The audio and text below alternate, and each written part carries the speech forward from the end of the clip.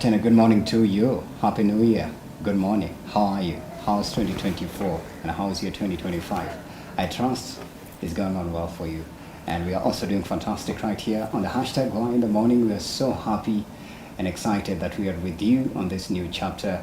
And as we kickstart it with a lot of gusto, we trust that you as well back at home are having a fun time. These are just the first early days of this year, and we're so happy that you are also healthy, alive, and kicking.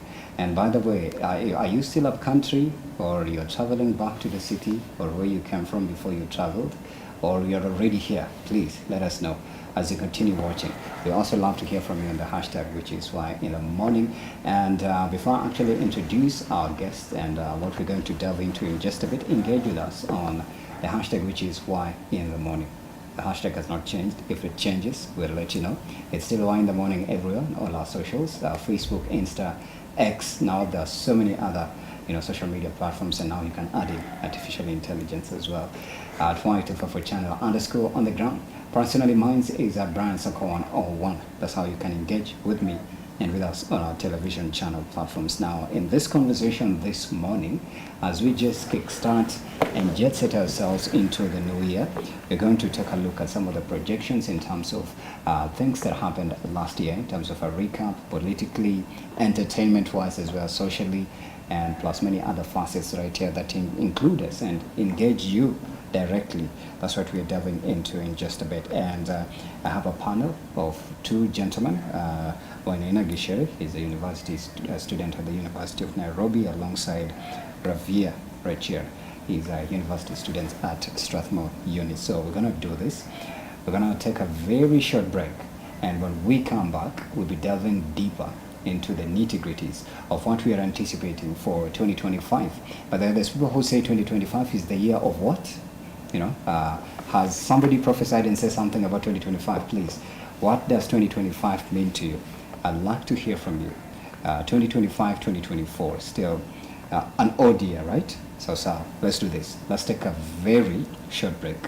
When we come back, we'll be delving into that and much more. Plus, what are you expecting and anticipating for this new year? It's just a fresh start.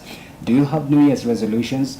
Do you have expectations? Have you set them? And what are those that you managed to fully, I'd say, implement last year or achieve as well? So that and much more coming up in just a bit. Let's take a break and see you on the other side.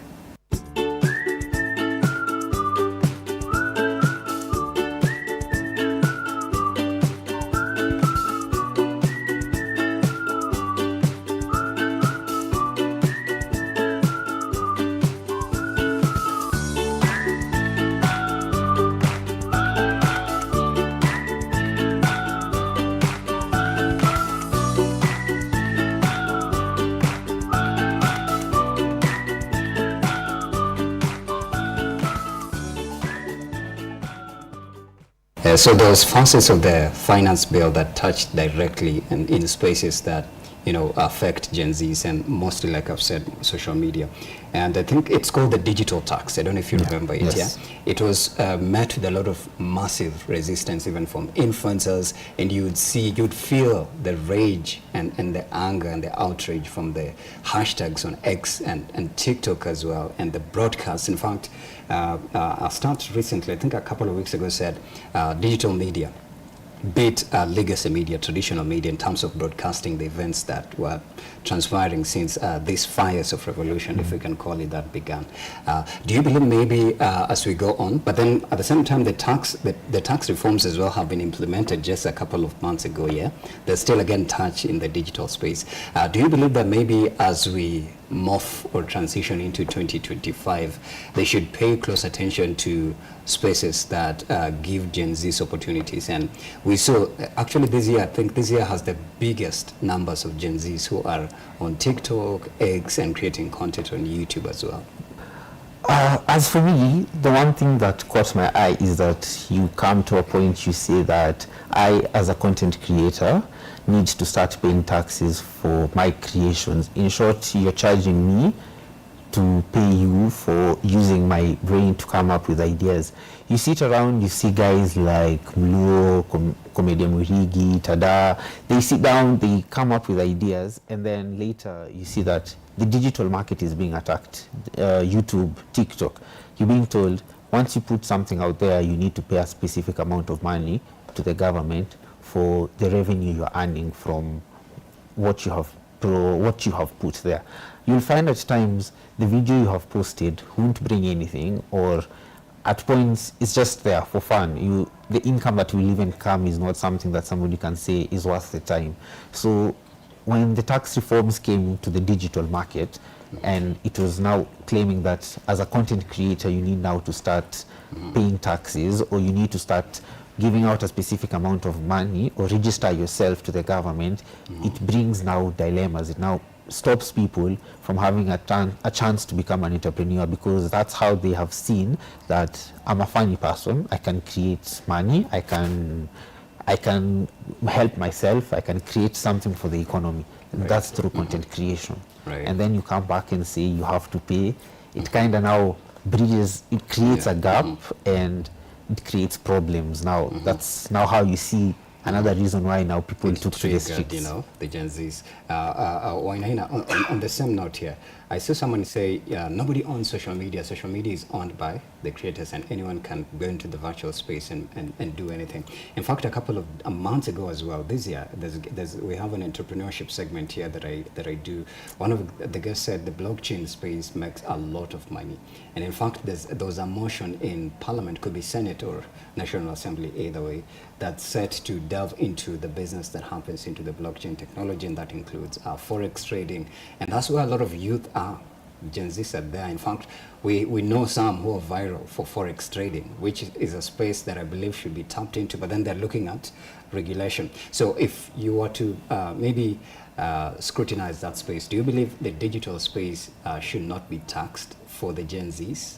And as we go into 2025, it should be a space that should be paid close attention to by the leaders. And if they are coming now with these tax reforms, they should maybe employ tax-friendly, or there's something I think it's called tax relief measures that favor the digital space or the virtual space. I believe every Kenyan, no matter their age, they should pay taxes. But for the youths, because the government is actually promoting more youths into employing themselves and starting their own entrepreneurial journeys, we've had a YouTube, we've had like all that social media spaces. It will not be fair to say that as an entrepreneur who you earn from YouTube, you earn from X, you earn from TikTok, you should not pay taxes. Yet I own a business, I own I'm doing traditional businesses, and then I pay taxes. We are of the same age. You understand? So everyone should pay taxes, and if it is reliefs, they should cut across. Okay. They should cut across. It is we shouldn't just say it's only for those in the digital space that they shouldn't pay the taxes. Right. Even if we are saying it's the people in the digital space are not paying taxes because majority of them are youths, then even the youths who are employed formally, they shouldn't pay taxes. Right. The youths who own their own businesses, they shouldn't pay taxes. So when you say that, I think arguing with the mind of an economist, everyone should pay taxes. And that is the thing that we should look at as a generation and as a country. Yeah. Reflecting back, I think people didn't have the problem on paying taxes. The youths didn't have a problem with paying taxes. How do they use these taxes? That is the problem. That is the issue where it comes from. We have foreigners who come into Kenya, they invest in Kenya, they get tax reliefs.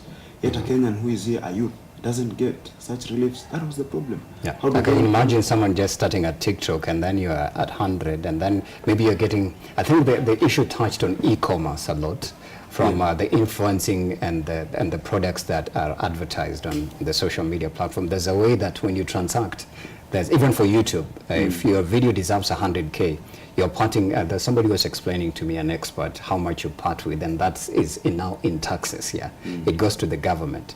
So I think that's where the bone of contention is. Yeah, and I think even those who are employed formally, I think there are some people who are maybe, is it less than 18,000 who don't pay, right? People earning less than 18,000, they don't pay taxes. I'm not sure for that figure, but it's around that number. So even those in the digital space, if you have an account that doesn't earn you more than maybe 20,000, you shouldn't pay taxes. But if you earn more than 25, 30,000, you have to pay the taxes, because even you want to attend, you want your children to go into a public school, you want to go into a hospital and get the services. We want good roads. We want all those things. So we can't be complaining that the government is not working. Yet, from our side, we don't want to pay taxes. What we should be fighting for is the fight against corruption. How do they use our taxes? How do they use that money that we give? That is the issue. Right. Yeah. And I want us now to delve further as we close the Gen Z protest, because that is the most iconic one that shaped 2024. If you call it viral, syndicated, and just, prominent. There's leaders who are born from this movement. It started off with, we are faceless, we are leaderless, we are partyless, we are tribeless. There was a lot of that. But then eventually now we saw prominent forces, being birthed.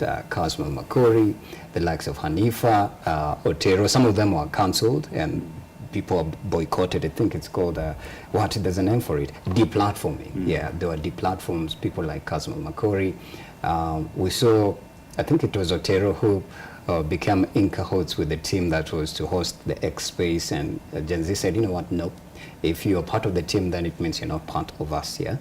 But then that's leadership anyways. Eventually they started, aligning themselves with parties who they said, it's very important if you want to be a leader, at least to align yourself with a political party for representation, because that's how politics works.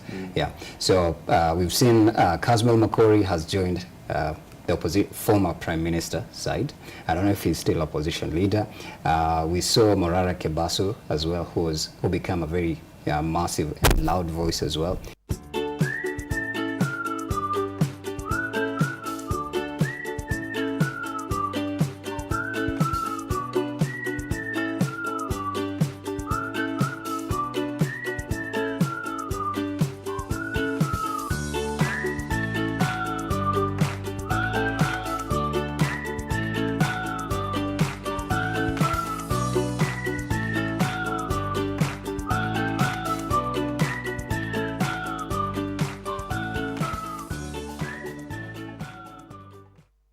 All right, we are delving into some of the results or the fruits that were birthed as a result of the Gen Z protest. And Wainaina, you're trying to paint a panoramic view of some of the forces and the figures that were birthed into after the Gen Z protest.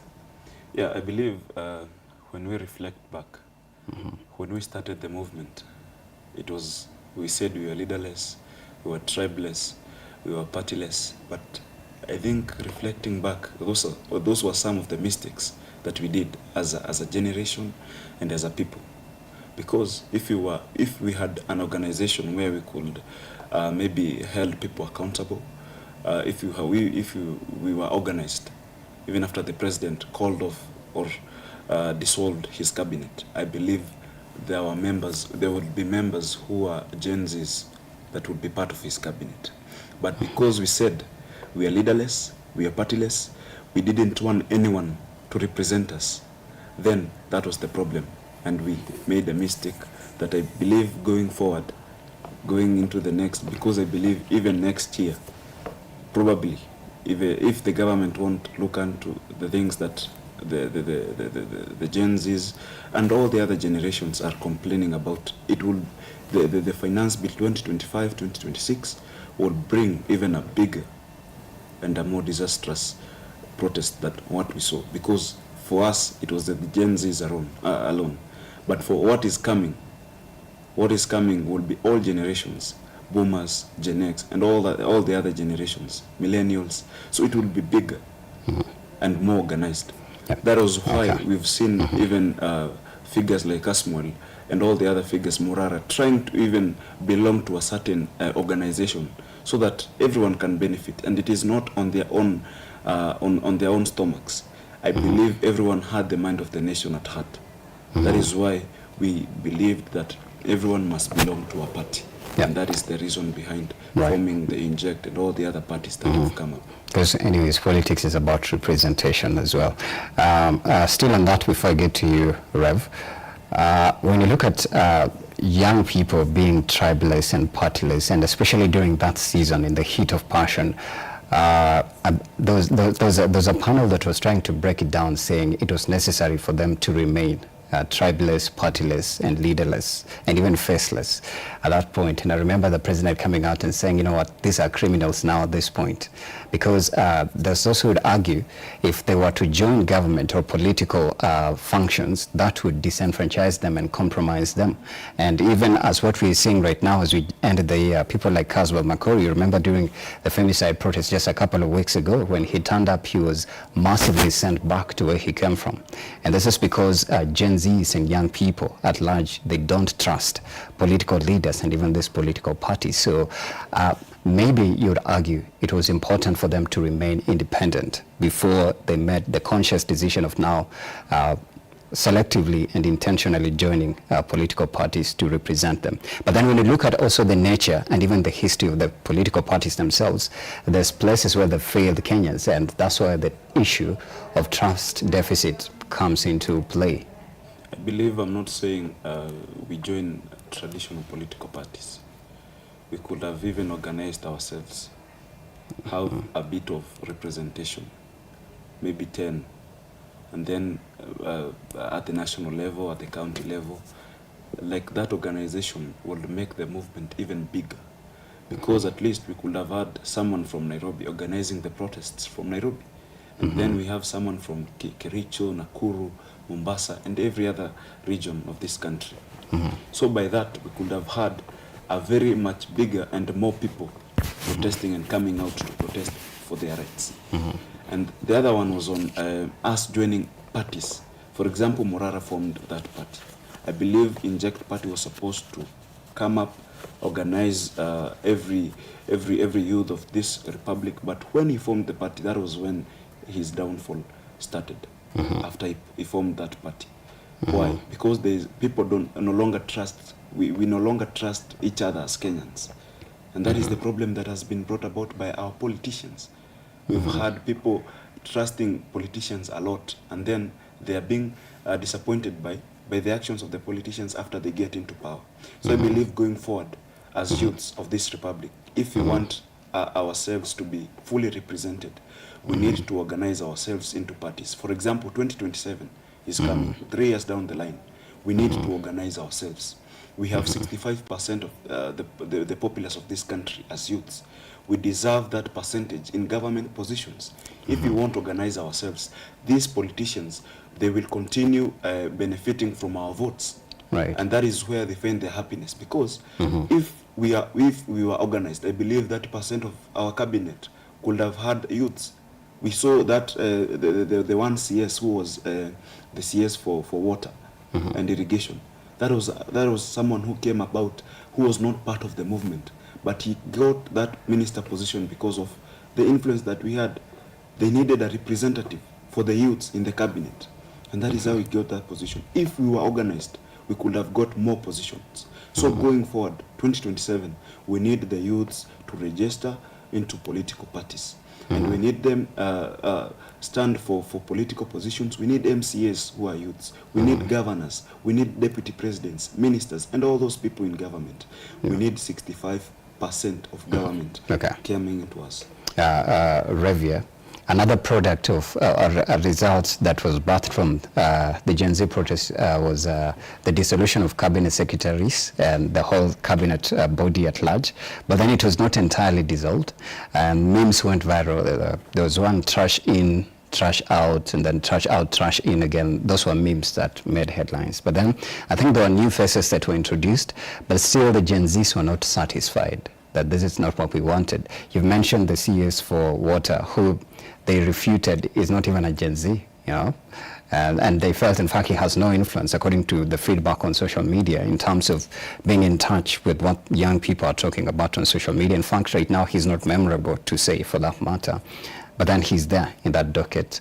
But you'd say it was an achievement anyways, at least, you know, people would say the president obeyed and dissolved cabinet. But then there were sentiments and salvos that kept on flying left, right, and center. Dissolve and then not dissolve, and then bringing a new face. And, you know, would you say that affected, you know, or it satisfied the, I say, maybe the bottom of the Gen Zs in terms of filling that hole that needed to be filled, in terms of, we don't want this cabinet. You mentioned corruption. That was a big issue that continues to fester.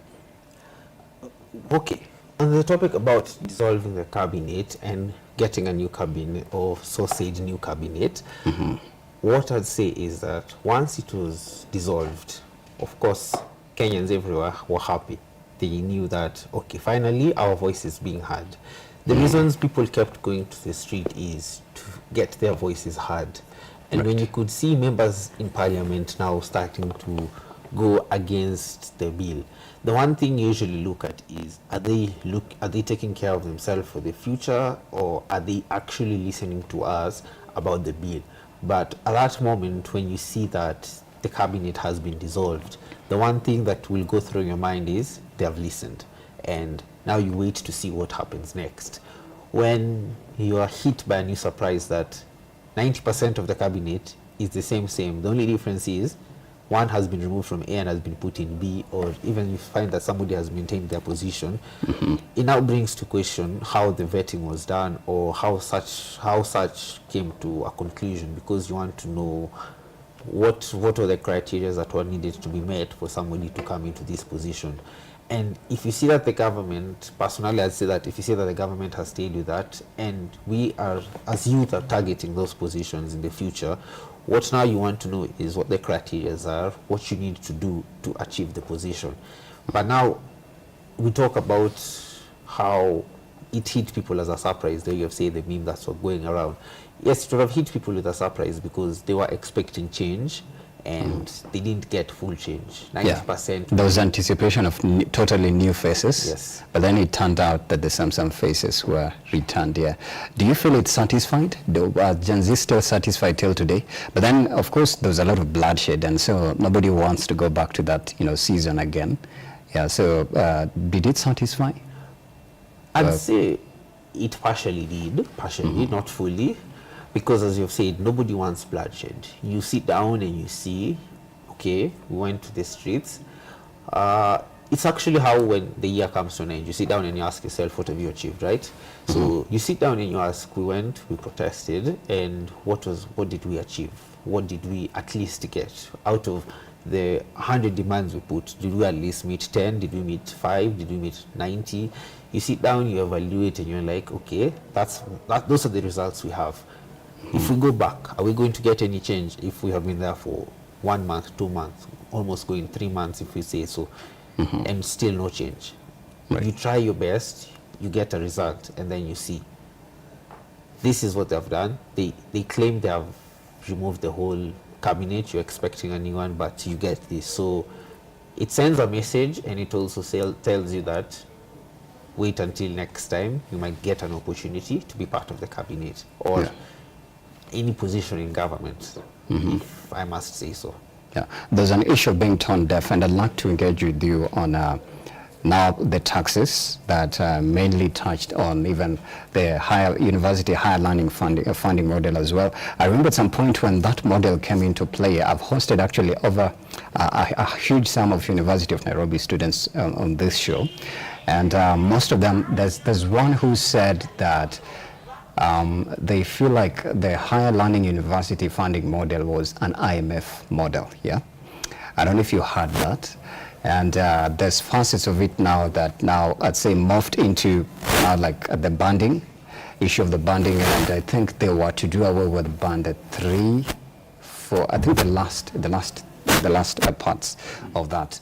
And then there's also now issues of tax reforms again that now introduced the SHIF, SHA, transition formally from NHIF, and then now the affordable housing project, and then now the other one is I've forgotten, but the NSSF that they're just projecting to be up in 2025. In fact, I think it's starting even end of this year, because we're just a couple of days into 2025.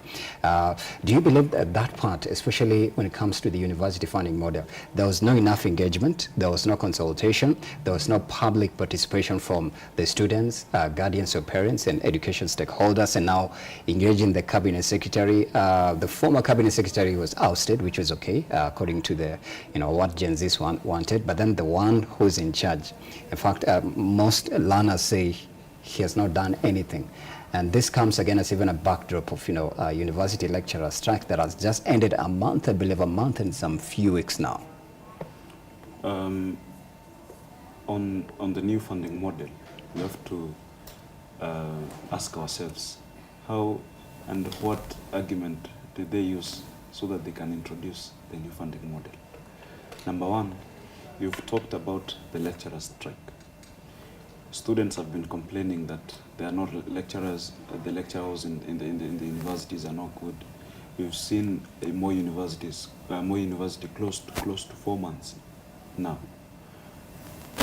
The other model that was being used, it assumed every course, medicine, engineering, they costed the same, and that was not the case at the ground. The government assumed every course, Bachelor of Arts, medicine, engineering, costed the same, but that was not the true reality, because a student doing medicine uses more ingredients, has the laboratory sessions more than I, who is doing a Bachelor of Economics course, who I only need a lecturer. You understand? So that was the thing behind the old funding model. And what it resulted into universities receiving less funds than they're supposed to have. The government had promised, because they introduced that model they reformed the model at around 2016. And from 2016, the government promised that they will give 80% funding, that is capitation, to the universities. From 2016 to 2022, the government never had their target. They never reached that target. The only year that they gave the highest amount was 2017, where they gave 72%. That is 8% less. The other years it was 40, 55. Now we have universities, all universities, they have a pending bill of around 16 billion because of that model. So those are some of the problems that we have to say it. Even though people don't want this new model, they have to understand the problems and the shortcomings of the other model. Mm-hmm. Even the other model as well was not fully implemented. It was not fully implemented. It never came to fruition. Yeah. But then here we are working on another one that is still now even failing deeply. Now, on the matter of failing, the new funding model, I'm part of that committee that is supposed to review it. And one thing that is clear, we have had discussions on the old funding model. If we continued the old funding model for the next 5 years, we could intervene universities, especially the 3 major universities. That is Moi University, the University of Nairobi, and Kenyatta universities. The 3 universities alone, they have a pending bill of around 14 billion. Mm-hmm. That is why you saw Moi University closed down. Mm-hmm. The next was to be the University of Nairobi. The other one was Kenyatta University. Actually, the IMF, the 16th report of the IMF for this year, they had actually said, we have to privatize these universities because they are making more loss than they should. Mm-hmm. Would privatization help? Would you think that can be possible? Privatization helped. In economics, there's a story that is given, which is called the tragedy of commons. You understand? And the tragedy of commons is a story that we have a common land where farmers can put their cows there and they feed from that. But if we don't regulate that land, then we will end up not having somewhere to feed our cows. And that thing, the solution that economists give is having the commons land being owned by at least some people who should manage it. Because if we say this is a public school, this is a public property, then you manage it as everyone will say, I'm part of the owner of that property. But if we say this is my own property, we'll be more careful on the management. So the other model was not, it had its own shortcomings. It was implemented for the last 8 years, around 8 years. It was implemented, and it came up about with 16 billion pending bills. And then universities said, this is not working. And I remember when the president came into office in 2022, one promise that he gave, and even it is in the manifesto, that he will review the higher education new funding, the higher education funding model. That is what he did. Right. But the problem that came about with the new funding model, there was no enough public participation. And that is one of the grounds that HELB and the Ministry of Education has been sued. And their case is actually on Friday, this Friday. They'll be heard on the basis of they didn't have enough public participation from the student side, from the parent side, and from all the other stakeholders. Right. That was one thing. Yeah. The other thing on the new funding model that you've talked about is on banding. Right. The mind behind the new funding model was this: the government, it is true, the government of the day can't provide free higher education for every Kenyan. But they had said in that banding part, there's money that's taken care of by government, and then there's money that's taken care of now by you, your guardian, and then there's money that you're supposed to receive, and then now that part is cleared. What happened? That is what is happening currently. So I was saying, one reality is we don't have, the government doesn't have enough money to fund fully, like free education, like what is happening in primary and higher and the high JSS school. transition and CBC and everything. Yeah. Okay. So what we have is, the law says everyone has the right to free basic education. What we say is the equalizer. Yeah, education is the equalizer.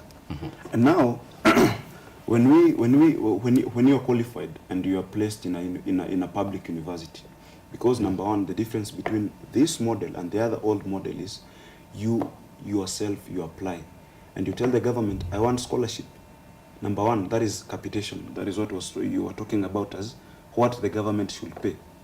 The other thing was on loans. For example, a student in Band 1 receives 70% loan. No, 70% scholarship of that course. And then 25% loan. Then 5%, the student, that is what you are talking about, the student paying himself. That is, we call it the household contribution. So for the higher education thing, it is funded by two people. That is the government and the household. Right. So you'll find that a person, for example, a person doing a Bachelor of Arts in Economics, the course costs around 200,000. So the 5%, you'll do the 5%, that is what you should receive. But the government goes forward and gives you what they call upkeep. So a person in Band 1 receives 60,000. When you do the sum, that person will receive that amount, and then you for example, a Bachelor of Arts course will cost around 10,000 per year. No, 10,000 per semester. So when you do the calculation, you're being given 60,000 upkeep, and then you're supposed to pay 20,000. So it's even the government, like, it's fully funding you for a person in Band 1. But we have to understand also for the other bands. Right. Band 3, Band 2, 3, and 4, they receive 30% scholarship. If a person in Band 1 could receive 30% scholarship, then everyone, a person in Band 1 could be funded fully. That is the mind behind the new funding model. And we have to know that it is true that there are some kids, there are some students who don't have that capability of even paying the 21,000 that the other old funding model required. There's those students who are not affected by the model, because There were maybe, students- yes, there maybe was- they are in their last year as well, they're just exiting. The new funding model only was applied for students in for the cohort of KCSE 2022, Yes. KCSE 2023, and going forward, now the KCSE 2024. Yes, and still, if there's still complaints of HELB funds for this year not being released. I don't know if they did release it, but students have been on the streets on and off. There's been tear gassing left, right, and center, still protesting they've not received their annual, in fact, monthly HELB funds. That is for the first years and second years. Right. For those who use the other funding model, they were given their funds. They received but some for those using this disbursements, model, this model was suspended by the High Court because Masomo, I think Masomo Kenya sued the Ministry of Education because of the new funding, and then the court said we'll have to suspend every activity of the new funding model. And now the hearing is on this Friday, right? Friday. Okay. Let me engage you. We'll come back to now the ouster, the impeachments that just became syndicated in the country, and it started off with somebody else from Meru, but we'll get into it. When you look at finally, as we finish up on now the funding model and now taxation, there's things like SHIF, SHA, and transition from NHIF. And I think we were having a conversation yesterday with one of my colleagues, and we were reviewing a conversation that PS Agriculture had. Mr. Mweke, forgetting that, is it Jonathan Mweke, PS Livestock? Yeah. And he was saying that, there's need for vaccination. And then there was also a motion that was tabled, I think in Parliament or Senate, either of the two, that was to have all livestock registered. And then they also, they gave the reasons why they need to be registered, and then they also gave the reasons why they need to be vaccinated. And then there's also the thing on people paying taxes that maybe are, I'd say they're hard pinching to their pockets. The paychecks started shrinking, and now SHIF, SHA, NSSF, NHIF, and the Affordable Housing Program. Do you believe maybe as we end the year, when we start 2025, because I think there were seven taxes that were just signed by the president this previous week here. Maybe we should cut them out and just like stop the taxation, stop everything, and please come and just have a conversation and listen. What are people saying about the economy? And now the SHIF, SHA, there's those who are still complaining that it's not helping in terms of the payments, even some certain diseases as well. Okay, when it comes to tax, the one thing that, first of all, as Kenyans, I'm sure we all do is we look at how heavy Kenyan money is, and how we do that is we compare it to the dollar. If a dollar is, we say there was a time I know we were saying that a dollar is almost around 87 shillings in Kenya, and then you complain, you say that our economy is down. You come, you find a dollar in Kenya is 168, right? You will complain and say that Kenya's economy has now fallen worse. There are times that when you look at the SHIF and the SHA, and then you look at taxation, what is being taxed? As Wanaina said, as a Kenyan, yes, it's right to be taxed. There are things that we know the government need money to make the country run. There are things that need funds from us, and how the government takes the funds is through taxes. But how do you know if a tax is right or if a tax is wrong, if it's helpful or not needful? The government should sit down and understand Kenyans, not only Kenyans from, we say, high class or low class. We need to understand from every classes of people living. We need to know, yes, we look at the tax reviews from the last years. This is how much you have, if KRA sits down and look at the tax reviews they've had from the last few years, and they figure out this is how much that we have gotten this year, this is how much was there last year, and you look at, is it an increment or is it a decrement? Once you know what has happened, you can be able now to see how you've allocated them. You allocated them to specific things, and yes, to still short, or the government is not growing more. So what do you do now? You now need to come and have sit down and create a new whole bill, or a new whole tax, as we're saying, a new financial bill. For when you look at the taxes and we talk about the vaccine, right, we're saying that you need to register animals. Personally, if you start registering animals, we don't know how you're going to register the animals. Do they now need to also start working with a tag on them saying this is cow A from Murang'a County belonging to ABCD? You need to be able to know how you want it to be. The next thing that we need to also know is that what type of taxes are there. You're talking about vaccines, you're talking about how you want animals to get their vaccinations. Yes, that's correct, because you will move, if you know perfectly that there are some types of diseases that attack people that are transmitted through animals. So those vaccines are actually necessary, because I, as a person, do not want to get infected from an animal, right? Either that we are planning to in the future sell. If it's a cow, we say we want to take, we're getting their milk, or we're getting beef from them. We need to know that these animals can carry diseases that can affect me as a person in the future. Right. We need to know that these vaccinations are important so that I, as a person, am safe in the future. Yeah, I remember the conversation that Jonathan Mweke, who is PS Agriculture and Livestock, he had yesterday with Sam Gituku, with Trevor Mbija, beg your pardon. He pointed out there's need for registration of 22 million, not registration, vaccination of 22 million cattle, and they're also targeting to vaccinate up to 50 million goats. And but there's been massive resistance and outcry from various political leaders, including now as well local leaders. I remember one of them said, you know what, you cannot vaccinate our cows. It's our cow, it's my cow, yeah? So you coming to vaccinate my cow, but then it's aligned with the conspiracy that it's a Bill Gates vaccine.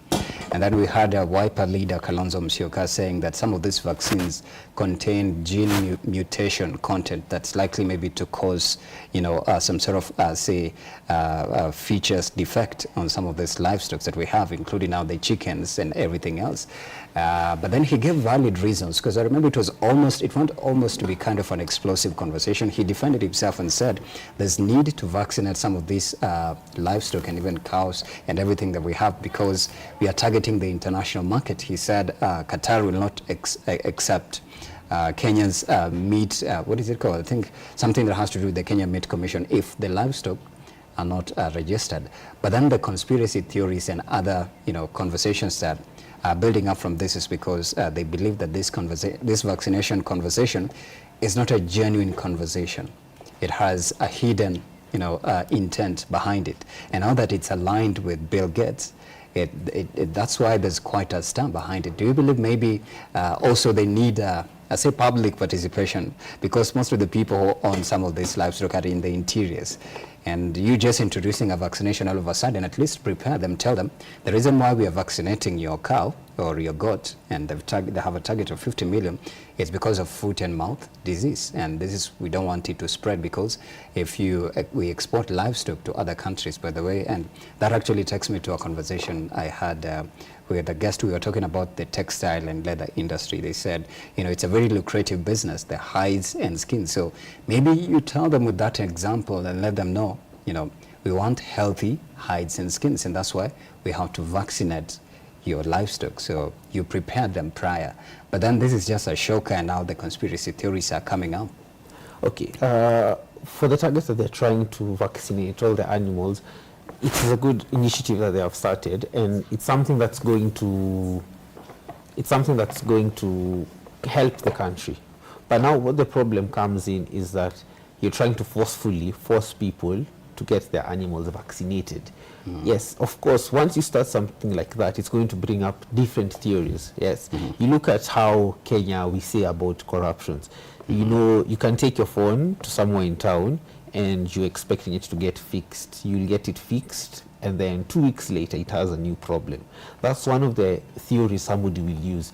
You'll vaccinate my cow today, and the next month it's having problems producing milk, and that means I have to come back to you for something new, on and on and on. What you'll see is that this person is fearing that what you're introducing is something foreign. We are from seeing the Adani deal breaking down right now, breaking down this year. That brings you to see that what more are you trying to get from this vaccination? What is it that you're not telling us, and why all of a sudden? When you see the way it's all of a sudden that you're forcefully bringing it, you're forcing it onto us, you're saying that yes, it's a must, you have to do it. What is it that you want mainly from it? Are you sure it is that you want to gain more when we are selling so that the country earns more? And I, as a farmer, how am I going to benefit, or how am I going to go on a loss from this? Will I be charged? Will I be given compensation if something happens to my animal and the vaccine is not favorable against them? And then you look that you're trying to use the same vaccine on every animal around Kenya. Remember that there are different climates, there are different things that factor in to an animal or a specific, as we always say, vegetation to grow somewhere, an animal to survive somewhere. The specific climates, the specific things that are needed to be met, to be adhered to, so that they are able to survive in that specific area. Yeah. So having that one vaccine to the whole country creates a whole conspiracy. Yeah. And it's not that the vaccines are free, they are chargeable. They're charging, I think it's 150, yes, 150 Kenya shillings, maybe per cow, or maybe per goat, yeah. But then there's donkeys in between as well. There's camels, there's even cats in there. But then you look at it and argue, why should I register my cat anyways? But then Gen Zs this year have done a lot of God's work, or they've done the Lord's work. Like we said, they've done a lot. Thank you. You mentioned the Adani Deal cancellation, which was also massively rejected and just loudly. But then despite even these vocal voices of outcry, they were ignored and they fell on deaf ears. I remember there was a task force that was chaired by Opiyo Wandayi, and they passionately defended the Adani Deal like their oxygen depended on it. But then just in the nick of time, the USA came up with, the Gautam Adani was indicted in a corruption scandal. So it's like, on this other side, you're defending something that you already know it's choking and killing us. But then also thanks to Nelson Amenya. He is the Gen Z whistleblower. As we speak right now, he says his life is in danger. But yet this was a toxic deal. But then I believe also the conversation still continues on the public-private partnership dealings that happen with the government, and also streamlining the laws that come into play, especially when you already know that this person, hands were dirty. This guy already had these things following him up. But then remember when the president issued a statement and said, some of you have never been to any airport, so shut up and find something to do, because I'm Jayafika Airport. But indeed, this was not a legit and authentic project. I believe if we felt that the Adani deal was not a legit and an efficient project, and we knew that indeed we have to upgrade our airport, then the same minds that came up with the argument that we've analyzed Adani, we've analyzed that deal, and we found that this deal is not fit for the Kenyan Republic, then I believe we have the same capability of coming up on how we can upgrade our airport. How should we do it? Yeah, what would you recommend? Personally, I will recommend the same private-public partnerships, but not maybe from people like Adani. Let us not, public-private partnerships are good. We've had the expressway. We've had the expressway. That is a public-private partnership. They call it the Chinese expressway. The Chinese expressway. And by the way, as we've said, the Gen Z, and we've done a lot of the Lord's work. When the expressway was being built, one of the developer of that expressway, he said, the government of Kenya shouldn't build any other road that will not make the expressway to be used. That is, you deny Kenyans an alternative, meaning even that Wayaki way can't be repaired or upgraded. Also, the Mombasa road can't be repaired until 12 years are over. That is what that is what PPP agreements are. The same way what Adani was telling us. For the next 30 years, you won't develop any other airport, because these are people in business. That is why they are called private. It is a private-public partnership. We are in he's on his own private interests. So number one, you have to understand that, for example, right now, when you pay 100 shillings to KRA, 71 shillings goes to the repayment of debt. Right. That 30 shillings goes to recurrent expenditure. What do we have for Yeah. 40% Right. of what we collect goes to recurrent expenditure. What Okay. we have for development. Those are some of the alternatives that we can use to fund developments in Right, our in country. our country. But then another prominent one was the impeachment motions. It started off with Kawera Mwangaza, and maybe before we just divide this segment into another segue, maybe let me engage with you, Revia. It started off with Kawera Mwangaza, and then it morphed into some other governors in between. I think it was Nakuru or Naivasha, yeah. And he later on got reinstated. He was cleared off, and everything went fine for him. And then finally, the banger, for lack of a better word, our former deputy Rigathi Gachagua. And then it's like it's building up thick and fast. But then internationally, when you look at it as well, we have people like Benjamin Netanyahu, Israeli Prime Minister. Just a couple of months ago still, he was being indicted for war crimes against humanity, and the ICC issued an arrest warrant against him. Are we seeing presidents, in fact, I also think it's South Korea, if I'm not wrong, South Korea or North Korea? Yeah, Yoon Someone, the other name has escaped me. He's also being, very soon they're impeaching him. And there's somebody who said, now this is what we're going to focus on in 2025. Even if a president has to be impeached, he must also just fall under the same cruel arm of the law. But then the argument was, the speed that you use to impeach some of these people that you don't want them, why can't you use the same effect and speed to implement projects that Kenyans need? Okay, one thing that I personally have sat down with my friends and had a very great argument and debate about when it comes to impeachment is South Africa. South Africa have a very good or a very interesting forum that once you found with a crime or something that takes you to court, it's a must that you resign from your position and you step aside. Instead of you being impeached, it's easier for you, so that if you have any problems or any cases, you deal with the arm of the law and somebody else takes care of that position. So if, yes, you come out and you're clean, then you have to wait until the next election to come back and convince people that you're worthy of that position. If you look at the South Korea, the Israeli, and all these other countries that we're mentioning, right? When you find that they're having challenges with ICS or the Hague, mostly as we know it, you find that now they need to stop, and anything about re-election to the office becomes a halt. It's like they put a pin on it so that they focus on this, so that they can create an avenue for them to get re-elected. And why do people now come and sit down and talk about somebody being impeached? The main thing that is usually there is about vote of or lack of no confidence in a leader. You know that this leader has been there, you're having problems, and why? You ask yourself why. The way you're saying, how is it that the same speed that we use to impeach somebody, why can't we sit down and look for a way to develop the country or help the specific sector? Right. So why do we go to impeachment? For reasons is, I'd say the main reason is that you have tried, you've sat down, you've tried to speak, you have raised your issues, they have created platforms, everything, and at the end, you're still seeing no change, no solution being offered, nothing being offered. So that's why we see that it's now brought upon. Yeah. Yes. And I think this conversation is endless. There's a lot to cover, but I believe we can put a cap on this and maybe divert the SAM into a different segue.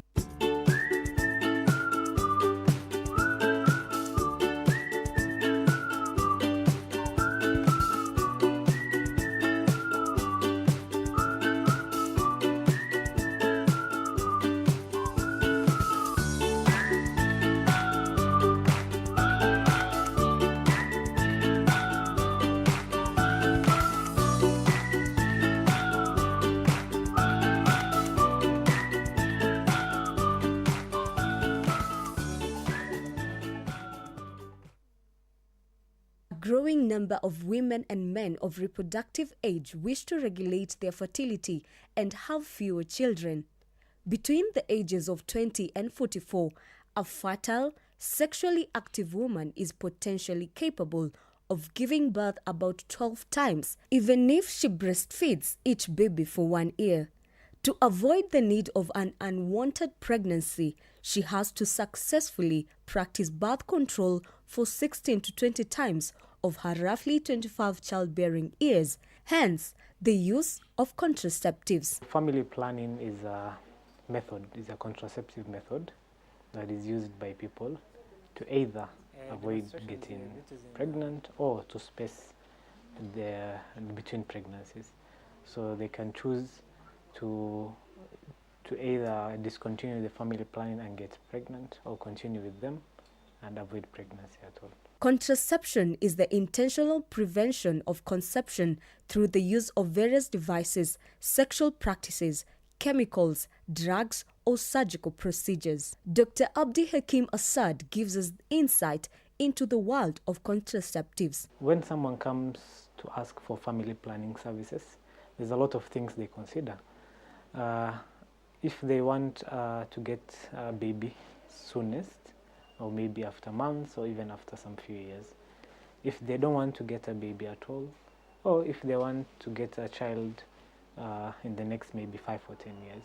So we don't only look at the safety protocol as per se, we look at what this person needs. There are some people who need family planning, but they don't want the partner to see it. So there are family planning methods that are hideable and some family planning methods that are not hideable. That's one criteria. There are some family planning methods that are not safe for a person to use, especially in pregnant and breastfeeding women. We don't give them oral contraceptive pills. We give them coils and etc. So when you're trying to use the family planning methods, we don't only look at the safety profile. Of course it's there, but we have different profiles that we look for the person to choose the best family planning method. An effective contraception allows a physical relationship without fear of an unwanted pregnancy and ensures freedom to have children when desired. Family planning has two major classifications. It can be either a long-term or a short-term. For the long-term, we also call them permanent family planning methods. For the long-term, there are also surgical methods. In men, vasectomy, which is cutting of the tubes that usually transport sperms from the testis to the penis or to the urethra. So the connection between the testis and the urethra is cut, and that is a permanent solution, and that is a permanent form of contraceptive in men. In females, the type of permanent contraceptive method we have is cutting of the fallopian tubes or blocking them. The fallopian tubes is the passageway of the egg that is coming from the ovary to the uterus. So if you also cut the passageway, the sperms that are coming into this female will not get access to the eggs because they have to pass through the fallopian tube. And in this instances, we have cut the fallopian tube. So there is no way for the sperm to reach the ovum. So that's another permanent method of contraception. For the temporary ones, we also combine them into hormonal and non-hormonal methods. So for the hormonal methods, they contain hormones, as per the name says. The type of hormone they contain can either be estrogen, or it can be estrogen and progesterone combined. They're also classified into long-term and short-term. So for example, you've all heard of the pills, the family planning, the ones that usually are taken every day. Those ones are either progesterone-only pills, and also known as POPs, or combined oral contraceptives, which have both estrogen and progesterone, hence the name combined. So for them, they are temporary methods, and as long as you're taking the pills every day, you have a form of contraception.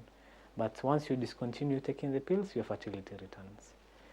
So that is the shortest ones that, as per duration concerns. Then the second temporary contraceptive method is called Depo Amaile, the injection that the females usually get after every 3 months. So the Depo contains progesterone only. It doesn't have both estrogen and progesterone. Then if you go higher in the timing ladder, we have implant, or we call it Implanon or Jadel. which gives you a contraceptive period of about 5 years. If you go higher in the family planning ladder in terms of timing, you also have the coils, IUCDs. For the coils, you have two types. You can either have a hormonal type, which has a hormone, or you have a non-hormonal type, which just has a copper coil. So those ones are inserted in through the cervix into the uterus, and they can give a hormonal contraceptive period of up to 10 years. So as I was saying earlier, the type of contraceptive that you are using will depend on how long you want the contraceptive. The aim is to achieve contraception in maximum comfort and privacy with minimum cost and side effects. The safety of family planning is well documented. It has complications, but the complications that you get from family planning are not major complications. For example, they include things such as excessive bleeding or having excessive menses. They can also include things as gaining weight. They include things as we call them thromboembolic events, but what they mean is clotting in different types, in different parts of the body. For example, if someone has a clot in the brain, that manifests as stroke. If someone has a clot in the heart, it manifests as MI or heart attack. If someone has a clot in the kidney, it leads to kidney failure. And if someone has a clot in the feet, it causes painful and swollen feet, which we call as DVT. But the safety is dependent on the type that you're using. For example, for the oral contraceptive pills, they give people those thromboembolic events, those thrombosis in different parts of the body. But things like progesterone-only pills, which are called POPs, they don't have those type of side effects. So I guess the type of side effects or complications or its safety, as per se, depends on the type of contraceptive or family planning that the person is using. The ABC approach employs population-specific interventions that emphasize abstinence for youth and other unmarried persons, including delay of sexual debut, mutual faithfulness, and partner reduction for sexually active adults, and correct and consistent use of condoms by those whose behavior places them at risk for transmitting or becoming infected with HIV. It depends. Are they sexually active or not? If they're sexually active and they're trying to avoid pregnancy, it is advisable. We usually had the acronym A, B, C. A, abstain, B, be faithful, C, condoms, and then now if that fails, you go for the contraception. So I'd advise youths to either abstain, be faithful, or use condoms. If all that is not in line with them, they can go for the contraceptive methods. So for the contraceptive methods, I'd still advise them not to go for the permanent ones, because those ones are non-reversible and you cannot just go back to your full fertility functioning. So if they are to choose the family planning methods, they should choose the temporary ones. And finally, here the doctor's panting short. For oral contraceptive pills, they have been found to reduce the risk of ovarian and uterine or endometrial cancers. So that is one of the when we are looking at family planning methods, they are usually contraceptive benefits and non-contraceptive benefits. These family planning methods are used to treat cases of abnormal uterine bleeding. If you must, use barrier methods, use condoms. If that doesn't work for you, you should try and consider the family planning methods so as to avoid unwanted pregnancies, because pregnancies come with a lot of responsibilities.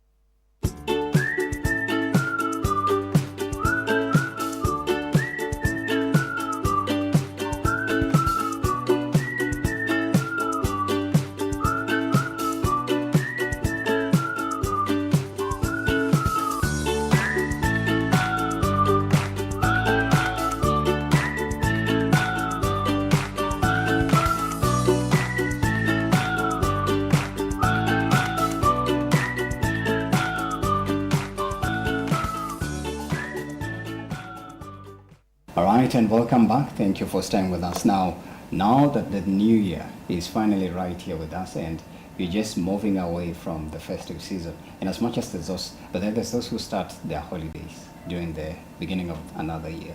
So it could be you. But anyways, no worries. We got you covered. Still on that, we're going to delve into some of the projections and expectations. And like I mentioned earlier, are there things that you are anticipating to achieve, or especially when it comes to your vision board? I don't know, the vision board or the vision, is it the vision card?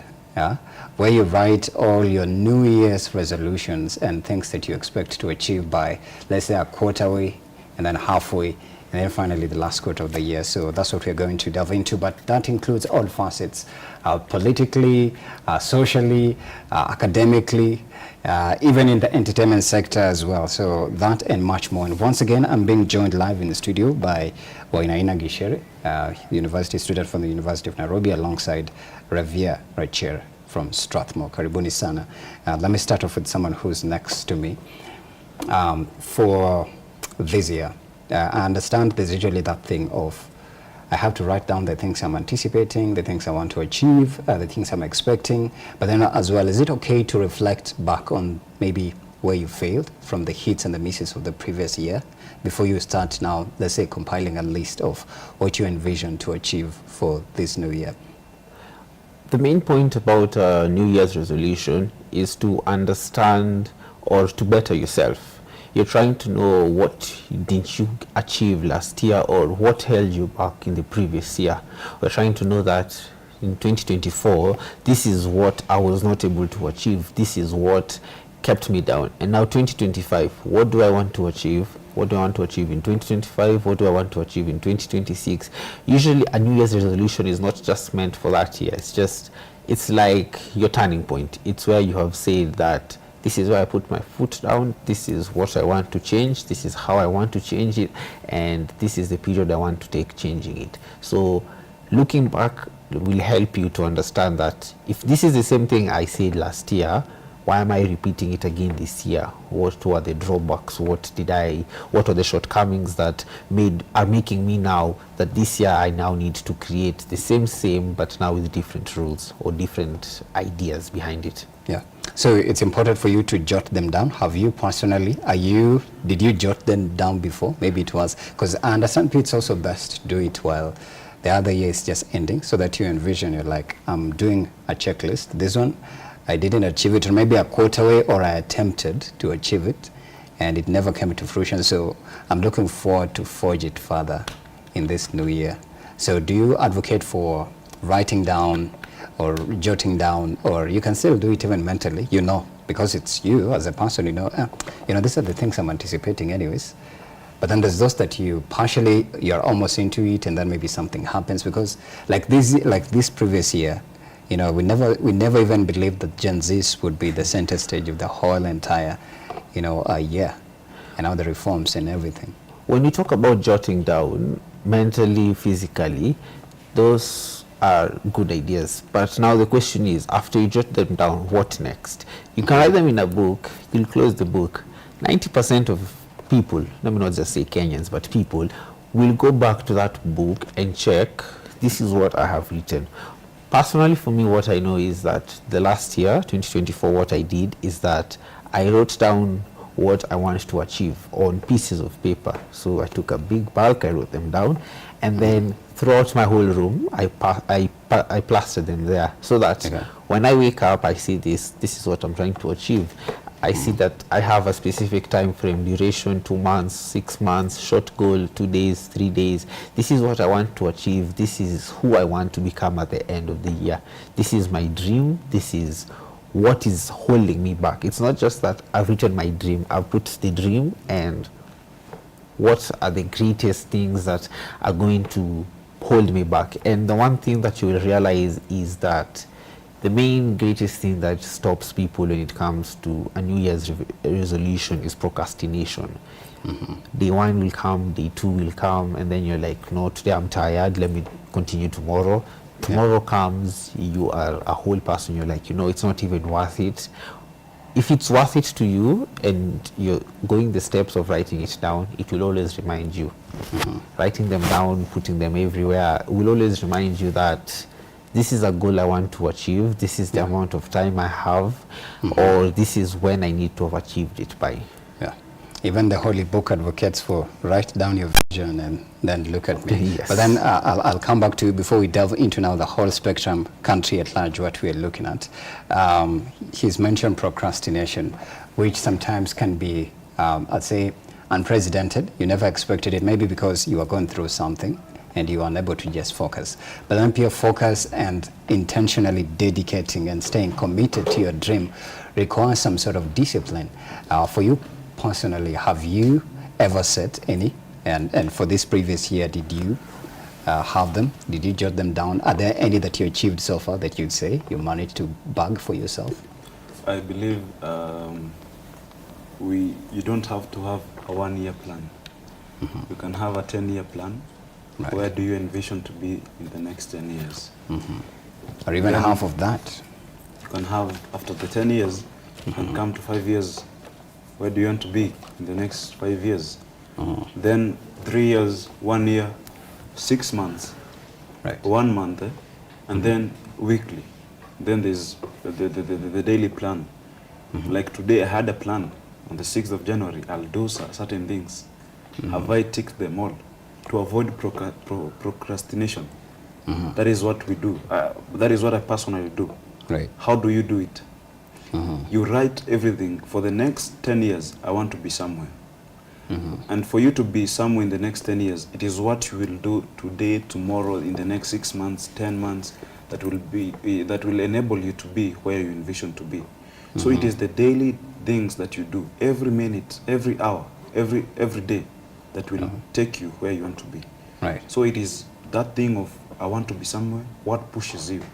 You have to have you have to do it in all zeal and zest, so that at least you can have a daily plan, a monthly plan, and have at least the motivation. Because when you say I have achieved this today, meaning I can achieve my target for the next month, and if I can achieve a monthly target, then I can achieve a yearly target and maybe a decade target. Right. Yeah. Speaking of a decade target, the education sector continues to experience hits and misses. Even from last year, there's reforms that need to be made. There's a lot of engagement that needs to be done with stakeholders, learners, and other parents as well, and the institutions at large, and experts. What are we looking at? What are we staring at? Some of the things that you believe as a young leader, as a youth leader who's in that space, that needs to be focused on, especially now as we begin this year. Where should the conversation begin from? The conversation, especially on the education sector, we should focus on implementing those reports that have been done before. We've had the Odhiambo report, we've had so many reports and research papers that have told us this is where the country should be. We've had Vision 2030. Right. We've had those students who have been able to join university. Then enrollment rate for our universities has to increase. So how do we do that? That is the conversation that we should be having. We have at least maybe 7% of those people who do their KCSE joining universities. How do we increase that? And by increasing that, how do we ensure that after they have graduated, the unemployment rate is reduced, and then university and TVET and enrollment rate is increased? Right. That is the conversation that we should be having this year. How do we do that? What is the plan? So that at least as a country we can have a vision. In the next 20 years or maybe 10 years, we have to know that every student that maybe does his KCSE has at least to have higher education, at least a higher education. That is what we should be having. Maybe in the next 10 years, 60% enrollment rates, like what we are having in Canada and all the other developed countries. That is the target for our country. Right. Yes. There was I think there was an alternative that was given for students that might not meet the targets required for higher learning institutions like University of Nairobi, KU, and the rest, to go for the option of tertiary institutions that I think they're saying they're now giving them more hands-on skills that are directly now will project them into, I'll say, the employment sector, as compared to you sitting in high school, KCSE, get a B+ and above, and then get called to UN or even this other institution. Do you believe maybe that can, if we were to invest, especially in tertiary learning institutions, that can give a massive facelift to some of these ailing issues that are repeatedly cropping up in the education sector? Yes, I believe, and we've seen the government for the last 7 years, they have been focusing a lot on TVETs, that is the tertiary institutions. They have focused more in such a way that I've had my classmates who we did the KCSE the same year. Right. Some scored B, some scored B+, scores that would enable them to do very good courses, undergraduate courses in universities, but they preferred going to those TVET institutions. We've had KMTC. Most people, they score a lot of points, some even A- and B+, but they prefer going to KMTC. It is that reason that they know that they have the skills required in the sectors that they focus on. That is why people are going and doing those 3-year courses, that is the diploma courses. And by that, we are developing a country, a force, a generation where we have skills. And looking at maybe from the time we got independence, we had around 400 students graduating from, not even from this country, that is from Makerere and all the other institutions which are abroad. We have gone and gone and gone, and in the 1980s, if you read the newspapers and the books, and if you listen to those people who have some years, they have been saying in the 1980s, when you had a KCSE certificate, you could even be employed as a teacher in an institution. But that is not happening right now, because we have something we call in economics a graduate in inflation, where we have very many people having undergraduate degrees, such that they are now becoming, like, for lack of a better words, maybe useless or some of the sort. So you've had countries like USA, they focus more now on postgraduate. Right. How do we do that? We have to have, like Kenya, we have 2.5% of those who graduate doing their masters. How do we encourage people to pursue higher postgraduate learning? By that, we'll have more people employed. We'll have we'll reduce the graduation inflation in this country, and we'll have a more informed generation. And also, we will shift from an industrial and an agricultural economy to a service economy, because when you have more people like having master's degrees, they'll focus more on the service sectors, and that is why what developed economies have. They focus more on the service sector because they have a human force. They have a lot of numbers, because even the president says we don't have oil, we don't have gold, but we have the people of Kenya. And if they are well informed, we can have and move this nation forward. And I love the fact that, you know, this year we are said to see shocking revolutions and launch outs of technology, from the robots to, like, I was checking out last year, I think 750,000 robots were deployed at Amazon, the e-commerce giant, and sending home 100,000 human laborers at that franchise. So I can only imagine what Elon Musk is cooking, or has already cooked, because even with the drones in New Jersey, NASA as well. I think they a couple of weeks ago, they sent something into space. NVIDIA, a company that's responsible for creating some of these computer chips, like 2025 is going to be a banger. But I also come back to you now with the new university funding model and how young people can use technology to just escalate into, I'd say, success in 2025. What are some of the things that you are anticipating this year that should be, let's say, expanded in terms of being given a facelift, light, and even support also by the governments and local authority and the youth at large? One thing, of course, as Kenyans we're going to be looking at is going to see what is the finance bill they want to bring to us this year. Considering what happened last year, people are looking forward to see what are the new changes, what is it that you're offering to us, what is it that you're tabling for us to do this year, what are we expecting as from the government on development sector. We have different development programs that we have been told that are running. So this is the year people are trying to see what is the produce, how far is it, how far has it gone. You're trying to see where is Kenya going next. Just last year you heard about the bid about the Grammy Award. So people now want to see what are the new initiatives Kenya is bringing, not only to bring up the youth, but to bring up Kenya as a sector. One thing we all know as Kenya is that we have always been struggling to remove ourselves from a third world country to make ourselves a first world country, not even just a second world, just a first world country. We have the capabilities of doing it, but now where are we headed to? We look into the sports sector, we look into Harambee Stars, how we are every year trying to going into AFCON, winning cups and all those things. You see, just end of last year, we fired the coach Eric Fihat.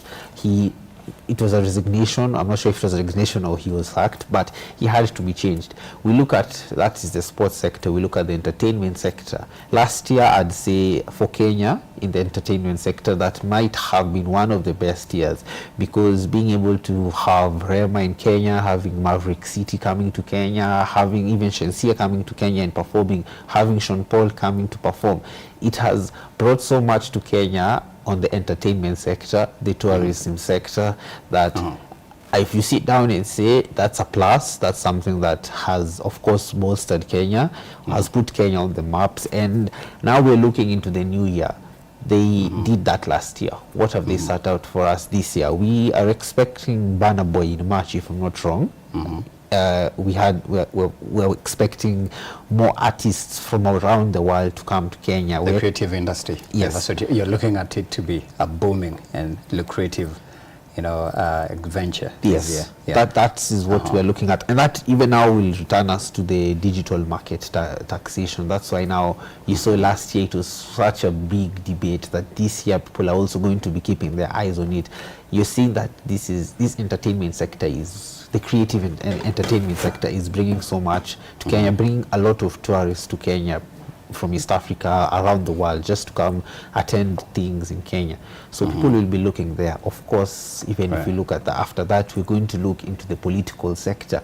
What changes are there? Who do we expect? Who do we expect to be added in the Cabinet Secretary of Interior? Since I think it's the one position that's still blank, that's just being held by.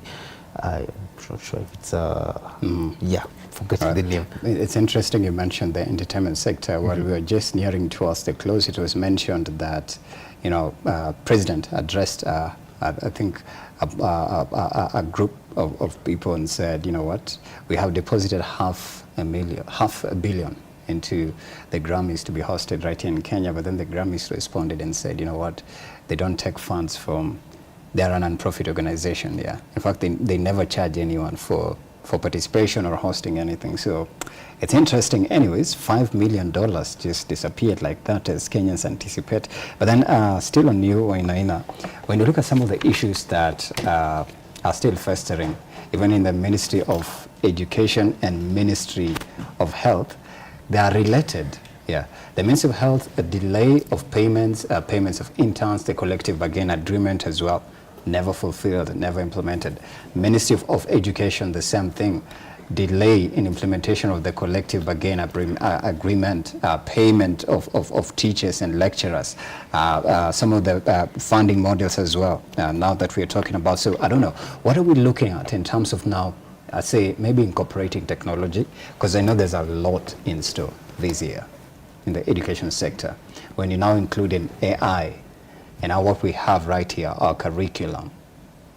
One problem we've had in our higher education sector as a country is we don't have enough resources to employ enough lecturers as we need. And one of the resolutions that we've had is there are some courses which can be done online. and that is what the president launched the Open University the other day, and there was a cohort that graduated on December. There was a cohort that graduated from the Open University. That means they were fully taught online. That is one of the uses that we can use on AI and technology. The other thing was on the higher education is the funding model. We've had a cohort that did the exam on November. Right. The results will be out. They will be placed in the different universities. We want to see how the government will implement that funding model that will be used. Yeah. Will it be different from what we saw being implemented by the cohort of the class of KCSE 2022-2023? Yeah. Will the 2024 class be different? Those are some of the things that we are anticipating to see. Right. But apart from that, we want also to see the CBC. We've had the grade 9. Will the classes that the government promised to be built by the end of January, will they be built? Will they be ready for the kids and the pupils to study in? Right. That was some of the key issues that we are anticipating as a country. I was reading an article at some point that said they're saying going to university in 2025, 2026, 2027 is going to be as useless, I don't know as what, because they're saying as we project into the future is tech and artificial intelligence. It's robotics now. You can add in there human intelligence. Last year we saw Sam Altman here. Sam Altman, he's the guy who owns OpenAI. You know, that I think they still have a lawsuit against copyright issues and data issues as well. They're projecting, like, you know, just people moving away from doing traditional activities, like you sitting in a classroom and waiting for a teacher to teach you how to multiply 9 times 10 and then give it an equation or whatnot. Do you believe maybe as a country as well, we can tap into such, I'd say, tech advancements, and now let's teach coding, even though the future is not coding. I heard somebody say, because we also did a tech conversation, the hackathons were many last year. Yeah, the CodeFest taking place left, right, and center. How can we tap into that space and move away from, instead of you going to study medicine, you can do it. You can do robotics, dentistry, and get to know how to handle a robotic dentist or a robot dentist. Now that they are selling them, they're called humanoids, Tesla humanoids, and there are so many more, plus other tech companies. I believe we should tap in any kind of technology, but also we should also look at what does it mean to us when we introduce maybe AI or the robotics. Maybe to teach our students in the higher education systems, in the classes and all those places. How many people will lose their jobs? How can we ensure that the people who have lost their job, they have some other place where they can earn an income? That is one of the issues. The other one that we can talk about is ensuring that AI is well regulated. We've had a very serious bill that is, I call it a bit petty. It was implemented 2020. That is the Data Protection Act. Right. We've had it in Kenya. And I think AI has been sued on that basis. How can we ensure that as we introduce AI, as we introduce robotics, we can follow all the laws of the land? That is another issue. But also... But then there's the issue of civic education, not... Because I remember one of the guests I interviewed here, the issue is not even robotics and AI. The issue is on acceptance. How many are willing to also adapting to the tech trends that are coming in? Because businesses last year mostly shifted to automation. Most companies now do not even want people to sit down and respond to the DMs. There's a software that has been trained, AI engineered. Instead of hi, it's Sakwa responding to you, hi, it's Zuri, for lack of a better another word. And like you've said, somebody is losing a job there. But then also, somebody is gaining an opportunity there. You're being taught how to automate. You know, that's another lucrative venture. You're being taught how to secure this system. The cyber security space is extremely massive. I think AI will help and go a long way, especially on productivity. For example, we can have 10 Kenyans working in a certain company, replaced by one automated machine or something of the sort. Right. That number one will increase productivity. Number two, it will reduce the cost of producing the output. For example, if it costed for the labor, if it costed 100 shillings per day for each worker, and you've replaced them, that is 10 times, and actually that machine maybe cost half of what you've been paying. We maybe can anticipate a reduction in the cost of things, but also it shouldn't be abrupt. Let it be slowly by slowly as people adapt to it. Yeah. Let it not be abrupt, like you just come introduce automation in every company. Where are these people going? Yeah. And the government, that was what I was talking about. It has to be regulated. Right. And how even private companies, how do they do it? Let it be regulated. Yeah, but then you mentioned, I believe this Kenya Association Data something, in charge of data and privacy, is also in partnership with the government. But I want us to morph into politics. What are we projecting? And I'll also engage with you, Wainaina, in terms of the issues that were prominent last year, and especially now on the impeachments, on the tax reforms, on human rights issues. We saw a lot of activists. We saw femicide cases that just took center stage, like just out of the blues, the killings, police brutality become a theme last year. What are we projecting in terms of that? First of all, I think the main thing that we will be projecting mostly is on police reforms. We want to see what is the difference. We're talking about police brutality. If you remember in the Gen Z protests, I won't actually just look at it, but I look at mainly protests. A protest will begin peacefully, and then halfway down you hear someone has been shot. There's tear gas, there's the tanks are being called. Last year I think even there was almost, I think, a state of emergency almost being declared. You look at it and see, are we going down the right path? Are we being allowed to air our views freely? Because you see, once it starts peacefully, what ends up, it turns out to become, now people are fighting, people are scared of their life, people are scared to say what is right, what is wrong. We were talking about how having the right platform to air out your issues in the correct way, so that it's not protest every time, being on the roads every time, because one way or another it will either end on bloodshed, or somebody, you might have gone to the streets with the idea that you're trying to pass on a message, you have a goodwill, but of course there's somebody else who is going into the streets with a different motive. They're planning on robbing or doing different things. So of course, first thing we're going to look at is how we're addressing issues, how you address issues that rise up, how police respond to us when we raise issues, and how it is going to be easier to communicate. Then you look at the femicide, how or why. The main question is people will ask is why. You look at it as people will say end femicide. The other day I saw a tweet, it's not meant to be end femicide, it's just meant to be end homicide. Why kill at all? Because it doesn't make sense taking somebody else's life, because one, it's a gift that you've been given, and two, it just asks people to hear that somebody has been killed because somebody has been denied something. You've been denied the right to enter a house, or even that somebody just said no to you in something, and you're like, you know what, I'm just now, if I can't, it's usually what people say is, if I can't have you, no one else can have you. So such mentality. That's a total slur. Yeah. If I can, it means I own you. Yeah? Okay.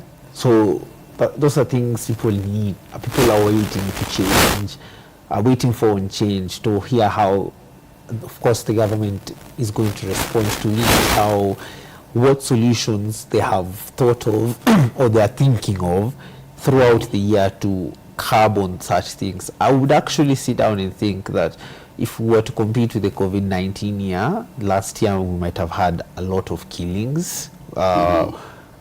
personally, this 2025 is a year that I am looking to see what changes as Kenya are we going to take. As I said earlier on, we're trying to move from a third world country to a first world country, but we need to know what is hindering us, what are these small issues that should not be disturbing us. Right. Let me come to you, Wainaina. Before we move to the impeachments, are we going to see most of them? I think another incredible question should be, what happens to the Gen Zs who are shot dead? There's reports that say 71 plus. There's what the figure that the government gave. Their families have not been, compensated. The issue, I think, one case that's still being investigated, and it cropped up recently in the media outlets, is Rex Masai's issue. That at least for them, they're saying they're pursuing justice and trying to, have figures on the table. Why and who shot Rex Masai? We saw even the killer cop who was a main, character or plaintiff in the case, plaintiff or defendant here in the issue. Are we seeing justice happen to these Gen Zs who are innocently shot, or we'll forget and it will die with the wave of just Gen Z protests and there's those who died and that's it, before we move to political shape-ups in terms of the impeachments and whatnot? I believe the blood that was shed on the streets and all those who died, may their souls rest in peace.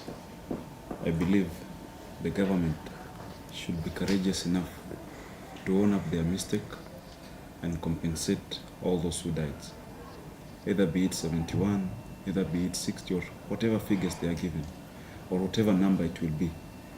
As long as someone's son, someone's daughter, someone's kid was killed in the streets fighting for what is right, I think the government should own up the mistake and compensate them. And to all Kenyans, let us not forget what those heroes did. Yeah. They did a very wonderful, they did a very courageous thing. Like they can stand up and fight for what is right. They even gave their lives for that. Let us continue fighting for what they stand for. And political-wise, last year there's a lot of impeachments. I think we talked about that as well in one of our segs. Are we anticipating more impeachments on leaders who are not effective and they're not fulfilling their mandate, and those that are going against, what they're supposed to do in their offices? We saw some of them do a lot of social media influencing last year, for lack of a better term. Most of them are not fulfilling what they wanted, and that's why there was kusalimiwa left, right, and center, because Gen Zs and netizens at large felt like, what we elected you to do up there, you're not doing it. In fact, you're just posing in expensive outfits and, flaunting and stunting. I expect after the IEBC has been constituted, right, Article 1 of the Constitution of Kenya says all sovereign power belongs to the people of Kenya. That is what we're expecting. I am expecting MPs, some of the MPs, to be recalled. And I am glad that some constituents I saw in Madera, in Nyeri, I also saw in Nyandaro, people are signing, they are signing to recall their MPs so that they can have new MPs. I recently heard the senator for Nyandaro, that is Medho, Honorable Medho, and the one for Kiambu. They said if the IEBC will be constituted, then let Kenyans recall, even if it means recalling all the MPs and senators, and all their leaders. Let them be recalled, and Kenyans be given an opportunity to vote on who they think that they are best to lead the country. And we hope the IEBC reconstitution will be done very swift and fast. When you look at the same issues that again are being projected in 2025, do you also believe that maybe we should look at having young leaders, more fresh brains, or new rookies come on the table with suggestions? We want active and vocal young Gen Zs, millennials on the table with their, let's say, their manifestos. If it's advocating for justice, we want more civil organizations coming up and advocating for justice, doing civic education. We want more engagement from the local authority and even the national government with the netizens at large. Gen Zs, Gen Alphas, anything from 1990 going below. That is the new face of the world, not only Kenya but the world. That is where development will start. But yes, having new, fresh young minds in the government or in any position in the country, any sector, will create a new opportunity for people to see something new. Will create an avenue for Kenya to go to greater heights. No, I'm not discarding that the previous leaders, let's use Gen X and Bloomers and Millennials for better term. I'm not discarding that they should all be removed from government. Yes, it's good that they should be there for us to learn from them, to know what. Just do right. Just do right by the people. Yes. Yeah, we have to exit. What are you anticipating for the year 2025? What does it feel like for you? 2025, I'm expecting a lot. I'm expecting it to be a prosperous year. I'm expecting changes, development for the country. Personally, of course, we all have our personal goals that we're trying to achieve. So 2025, I'm expecting it to be, let's say, a rediscovery year. Okay. Yes. Wainaina, what does 2025 feel like for you personally, if you are to look at it in a microscopic eye? Compared to last year, I expect this year to be more peaceful. Let us create an environment where every Kenyan can thrive. I expect leaders to be more listening to the people, their employees. The tone deafness should be gone like yesterday. So that is it. I expect a more developed nation, like what we have done last year. Let it continue, but in a more peaceful way. Right. Let Kenyans. I expect Kenyans to have known the correct avenues to air their views. It is not a must that someone be killed so that something can be done. Right. If the government can listen, if Kenyans can know the right avenues to take their views, then I believe we don't expect any more bloodshed. We don't expect people to lose their lives. Yeah. Okay, absolutely. And I agree with that as well. So let's put it to a close. Ravia Rachir from Strength and Wainaina Gishere from University of Nairobi. We take a break and we come back with much more. Stay with us on the hashtag Why in the Morning.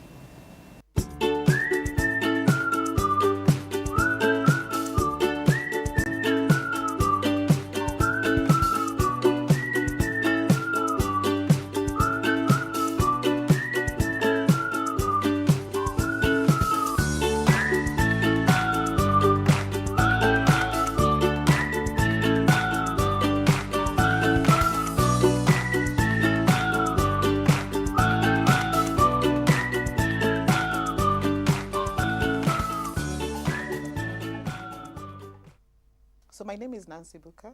I'm the Dean at the Aga Khan University's Graduate School of Media and Communications. I'm also an Associate Professor of Journalism, Media and Communication. Never in a million years did I imagine that I would one day be in an academic institution, because I come from a family of academics. My grandfather was a professor, my mother was a teacher, and we have many people in the academy within my family. And I didn't think that that's what I wanted to do. I wanted the glitz and glam that is in the media space. So I studied journalism with a bias towards electronic media and communication. And then started off in broadcasting. So one of the places that I spent time at is, this particular station where you're from, the Kenya Broadcasting Corporation, which helped me a lot in honing my journalism skills and gave me a sense of direction. And I also spent some time at the Nation when they started their broadcasting division, where we were doing a lot of research to inform the production of current affairs programming. And then I think the media just became too hot. Or, looking at the inspiration that I drew from my family, I thought, why not, pursue other things? I got a scholarship to go into a master's program, and that sort of propelled me to get into the academy. So as I was taking my master's program, I also had an opportunity to teach, of course, under the tutelage of seasoned academics, and that sort of made me divert from the media into the academy. My main motivation for that, of course, was to make my mother happy because she felt teaching was a noble profession. But then I also had a genuine passion in knowledge transfer. Working with young people and helping them learn and study was quite exciting.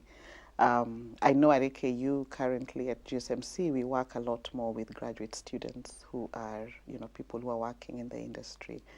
But just that passion to be able to transfer knowledge, kept me going. And I think just being in an environment of continuous learning, I love taking risks, and I think what the academy does is that every new day is different. It's not prescriptive. It's different, and you're always learning. When you think you know something, you just discover that you know very, very little. So being in that space where I'm continuously learning and I'm being challenged by my students and my peers and doing research is a thrill, really. It's very exciting. That's essentially what I do every day. But I consider myself an adaptive leader in the sense that, things change every day. And what you think you realize you don't. There's quite a lot of change and transformation that's happening on a day-to-day basis. And so my leadership style is highly adaptable. I adapt to different situations, to different environments, to different contexts, to different challenges on a day-to-day basis. So I wouldn't say that, this is my style and this is the way that it works. I look at every situation and every conversation that I have, and I see how best to lead, within that context. So if we're looking at, what term that would be, then I consider myself an adaptive leader. So I'm actually living the challenge right now. I'm actually right at the front and center of a challenge within within the leadership role that I currently hold. And why do I say that? I am leading a school at a time when the media and the leadership role that I currently hold. And why do I say that? I am leading a school at a time when the media and communication industry is going through a lot of change and transformation. A lot of the business models as we've known them that have sustained media have been upended, Technology has disrupted a lot of the things that we would do and how we knew how to do stuff in media. And yet you have students who enroll into your programs. They're coming from that space. And they want an environment where they can learn, unlearn some of the things that they've always known how to do, and also learn, new advancements and innovations that then they can take back almost immediately into their everyday work environments, because we basically have students who come from the newsrooms, who come from media organizations into the classroom and then go back tomorrow the next morning. So the challenges that they're bringing to us are not abstract. It is what they're encountering in their everyday work environment. Now, you can imagine if you're leading a school that is supposed to sort of provide some answers or a sense of direction to these people, and they're coming to you with a lot of expectation. So one of the ways in which we have navigated that is that, one, we recognize that our students are not your typical students. They are partners in the whole learning environment. Now, what does that mean? That a lot of the experiences that they're bringing into the classroom enrich the discussion. But two, also ensuring that we have the right faculty profile. And I must say that at AKU or at GSMC, one of our strengths is the quality of faculty that we have, whether it's local or international faculty. So ensuring that we have the right pool of teachers, recruiting, the right faculty who are then able to help in answering some of those questions or unraveling those challenges that the students are presenting. The other thing is that, the allowing for professionals to be part of that discourse that's happening in the classroom. So we have professors of practice who help in showing, the practice side of a lot of the issues that our students are bringing into the classroom. And the other thing is encouraging the students to see, to stay the course and to see the value of the work that they're doing. Practicing journalism at a time of great disruption, at a time when misinformation is a headache for everybody, and also just allowing them to, or showing them why what they do is important and why it's valuable. So it's a challenge, but it's one that is not insurmountable. It's one that we've been able to navigate, and it's one that we are also learning even as we lead in that space. Mentorship is great. You are privileged to be working with some of the people who mentored me as a young girl right out of university. Mary Daraja is one of them. And mentorship is extremely important because oftentimes for women, in a lot of the spaces that we are working in, you find that they are more male than women. Within the media space, research has shown that in a typical news setup, you're likely to find almost 70% male and 30% women. The scales are tipping, but very, very slowly. And one of the things that we are doing as the Graduate School of Media and Communications is, one, through the training and education and professional development, that we then are equipping, a huge percentage of women to be able to have the confidence and the credentials to take on, those leadership roles. So mentorship is important because, one, women are able to see what's possible. When they can see women leaders, then they can aspire to be in those positions because they can see that somebody has done it. But one of the things that I always say is that for those of us in these positions, there are lots of books that have been written around, shattering the glass ceiling for women. And I always say that, it might look easy at face value, but it isn't, So it's important that as part of that mentorship, that for those of us in these positions, that we're also vulnerable enough to let those younger women understand and appreciate the challenges that come with being in those positions. That whereas it might look doable at face value and it might look easy, it doesn't come without challenges. But also providing an opportunity for young women to be able to network. And that networking is critical because then you establish relationships and contacts, and then people who can say your name in a room and say, I think for this assignment you can trust Christine, or you can trust Regina, or you can trust, person X to be able to do it. If you're not in that space where you're being mentored and being coached, then you're not going to have the people who are going to say your name in the room where the decisions are actually being made. In my life, my own personal story is one that is where it is today because of a lot of women who have held me have held my hand, have supported me. I work with a team of brilliant women across all ages, and they support the work that I do. And so I see them more as partners, When I got into the academy, my first boss was a woman. I had no idea what it means to stand before a class of 60 students and deliver a lecture. And I walked out of our class and I said, I'm not doing this again. I can't have 120 eyes looking at me and hoping that I'll tell them something that they can go out and use at the end of the day. So, but she nudged me on, and her name was Mary Kizito. You know, nudged me on, encouraged me, supported me. So throughout my life, my PhD supervisor, Professor Ann Miller, is a woman. You know, so I've had very, very strong women mentors.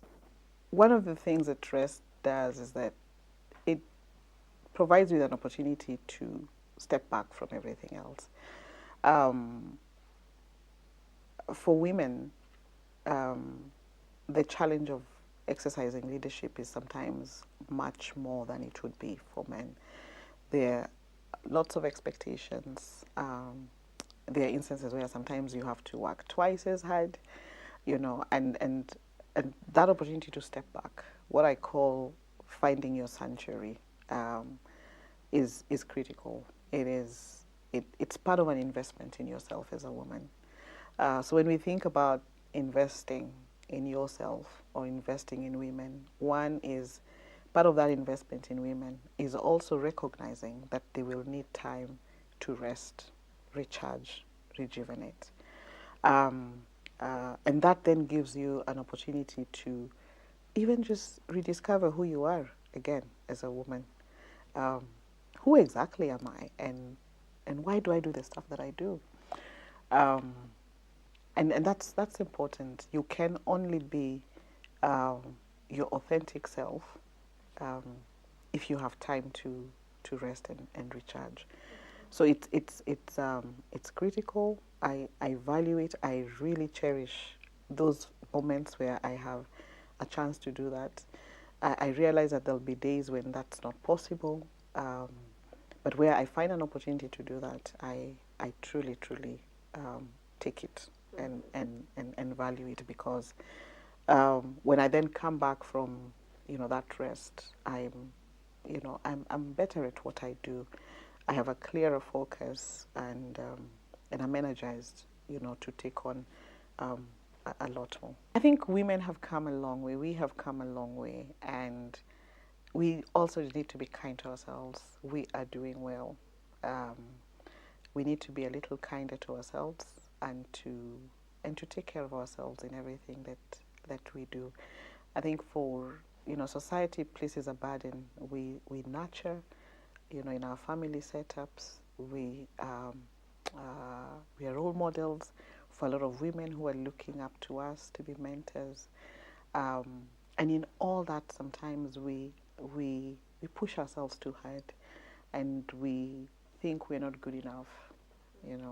But my encouragement to women as we celebrate us is that we're doing well, and we need to take a moment to pat ourselves on the back and say, we got this.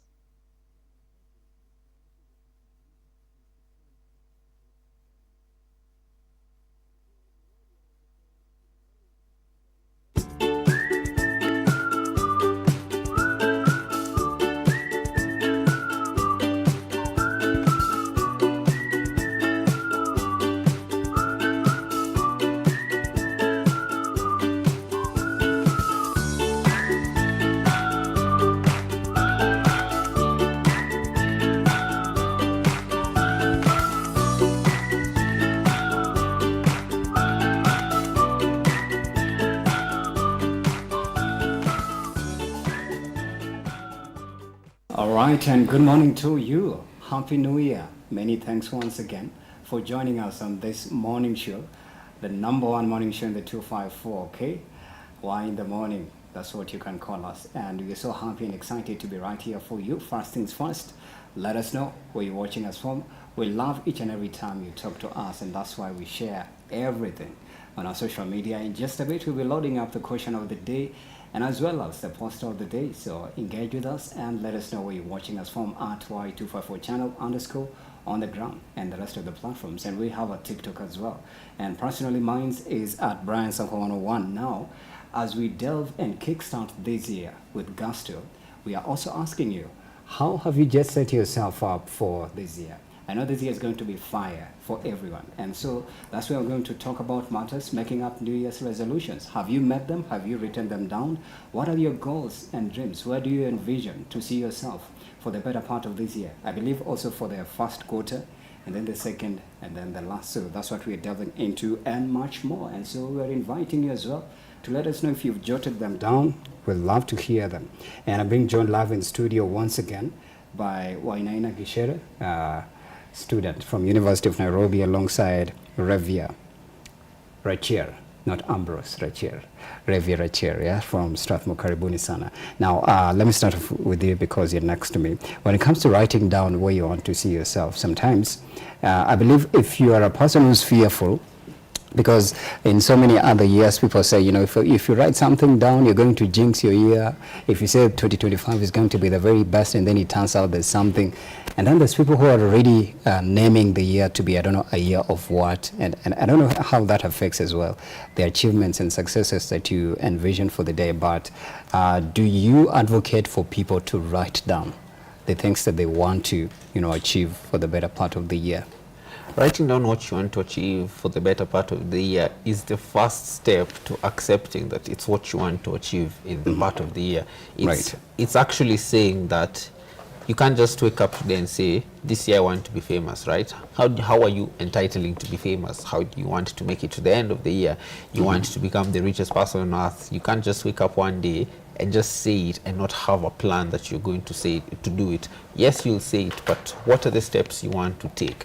Writing it down will help you. It's the first mental state that unblocks any doubt that you had that you wanted to achieve it. It's what is going to say that, yes, this year, this is what I want to change, and this are the following steps that I want to take. It's also what will help you and encourage you during the whole year that these are the goals you set at the beginning of the year, and this is still how far you are from achieving the specific goals and targets that you had planned to achieve.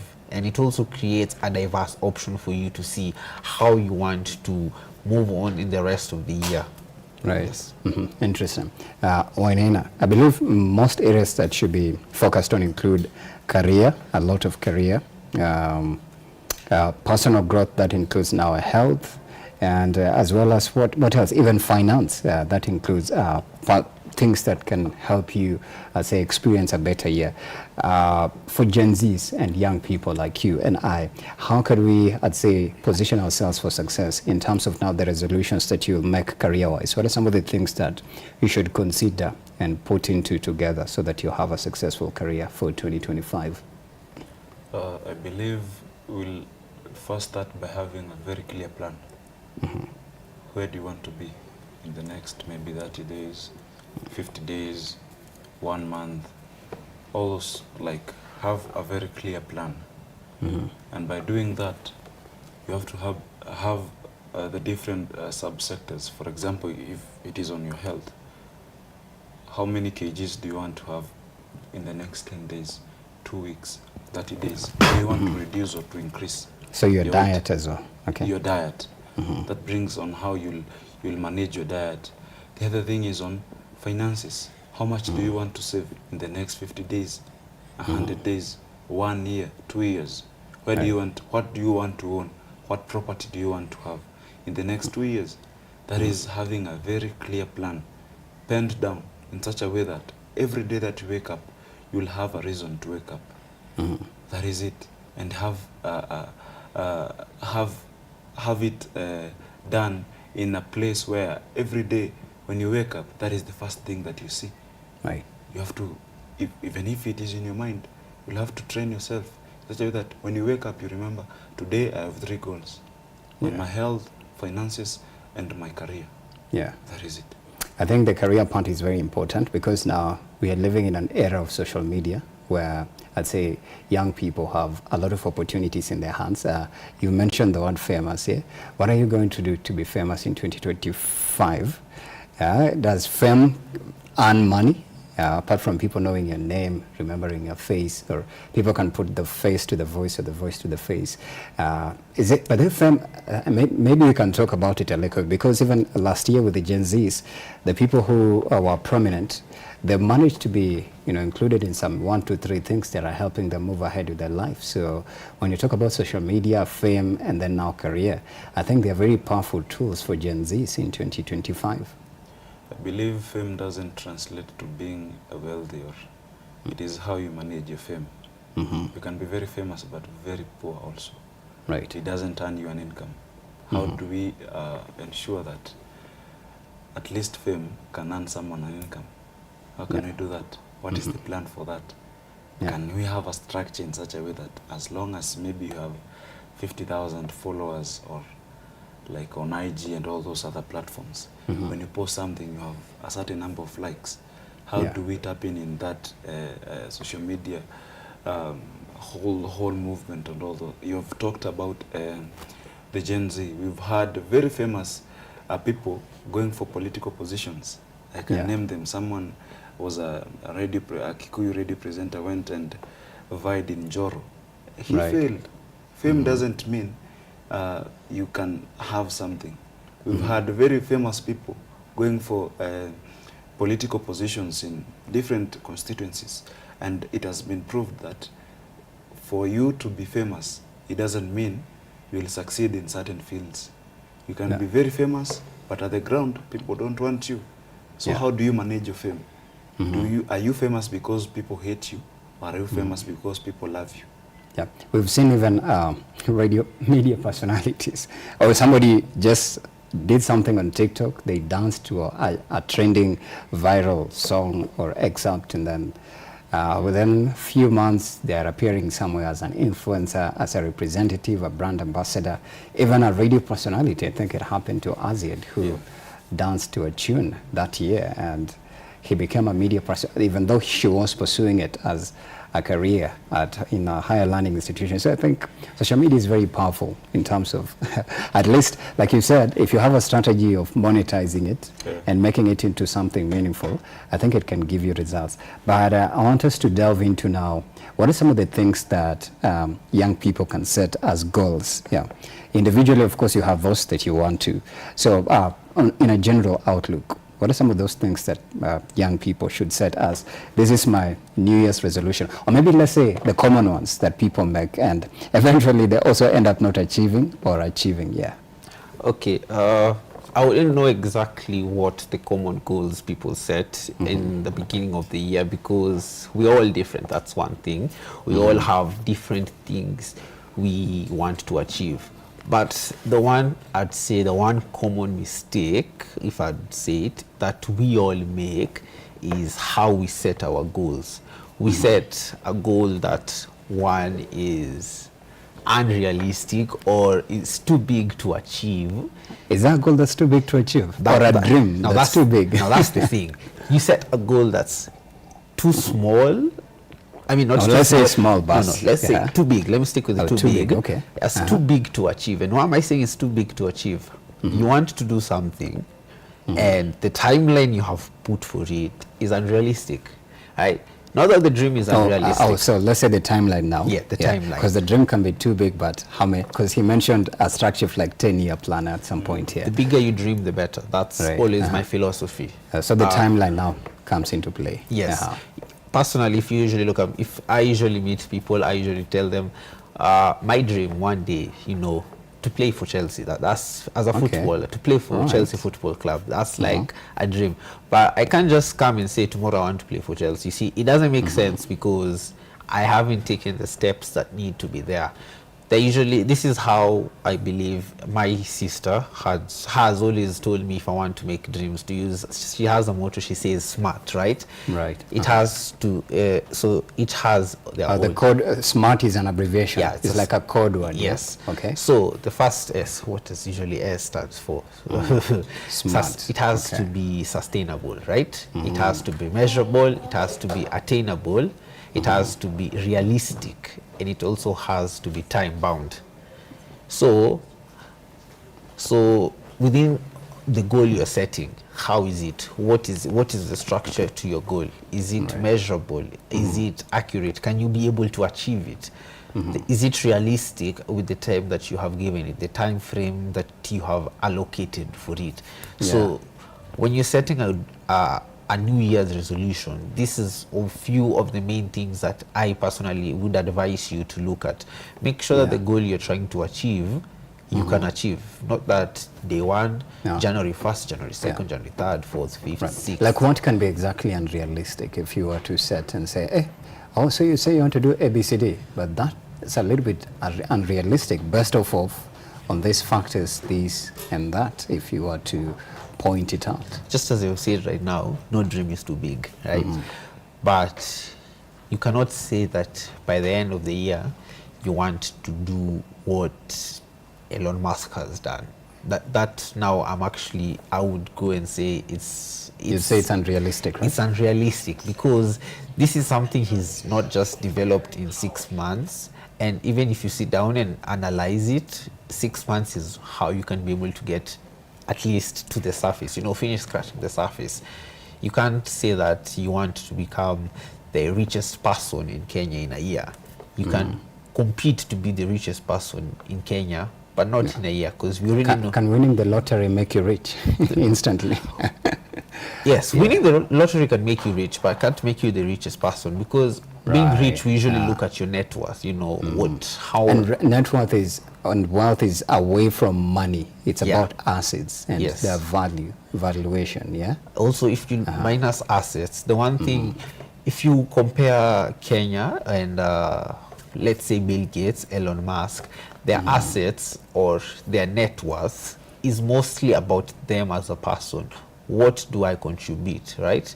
If you remove me from US and take me to this country, am I still going to be important in this country? Am I still your net worth, is it going to still Yes. reflect on the economy? Yes. So I'd say as a New Year's resolution, one thing you always want to do is create yourself a net worth, create yourself a name, something that you will go anywhere. And the way we're talking about fame, your name is what will hold a lot of water wherever you go. It's what will make you great. It's what will create for you avenues, will open doors for you. But just not only because of your name. Your name is something you have created. It's something people know that this is Sakwa. This is who he is. These are his character traits. If you give him such a task, he'll be able to do it. So as a New Year's resolution, one thing that I always believe should be in everyone's resolution is that create yourself a name. Create something that you can benefit from it. Right. Yes. Do you believe it's easier to do it in this day and age? Like now going viral, being famous, now that those are some of the things that are happening in this generation. People can know you digitally, but then they also don't know you in person anyways. But if it's part of it, the things you're anticipating to achieve, then it's impressive.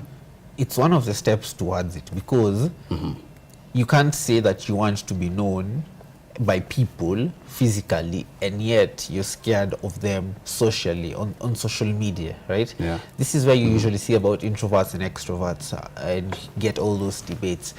If you're having problems as alone communicating with people just through your phone, like sitting, texting, and then you want to now come and have a face-to-face, you see, now that now creates a whole different story. It now brings doubt to people of who you are. And is this the same person we want? Yes. Oh, interesting. But then, Wainaina, when you look at it in terms of now targeting, we've used the word unrealistic. I don't know if you believe that if you, for example, if you want to envision yourself in 2025 by, let's say by August, you say, I want to have married by that time. I want to be engaged by that time. And then maybe I should have already enrolled for a master's. But then when you look at your circumstances, and also I'd say the capacity maybe to arrive there, there's some things that you need to work on yourself. Maybe you need to work on your confidence, maybe you need to work on your communication skills. You also need to network a little bit, or maybe you don't even have parental support. So if you have this big dream and vision that you want to achieve, how can you arrive there within this short period of time, are there things that you can do that can contribute to pushing and forging there to achieve the dream?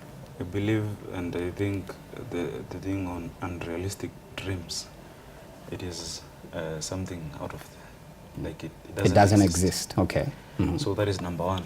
There is no unrealistic dream. Mm-hmm. You know, if someone was capable of doing something, then why don't you do it?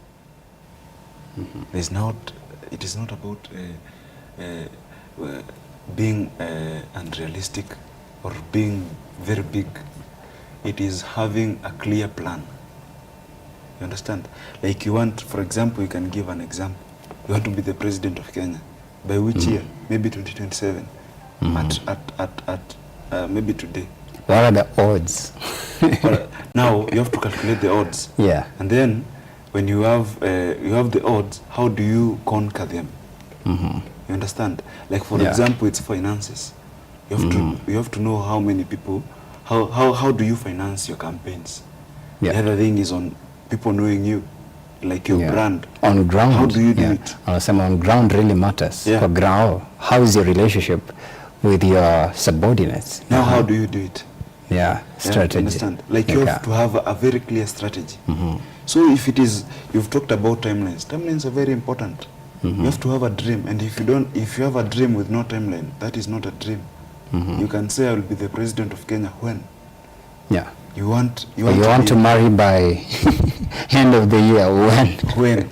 You understand? Have you dated? Have you engaged? Yeah. Like for example, you want to marry someone. What are the steps that you must take for you to achieve that goal?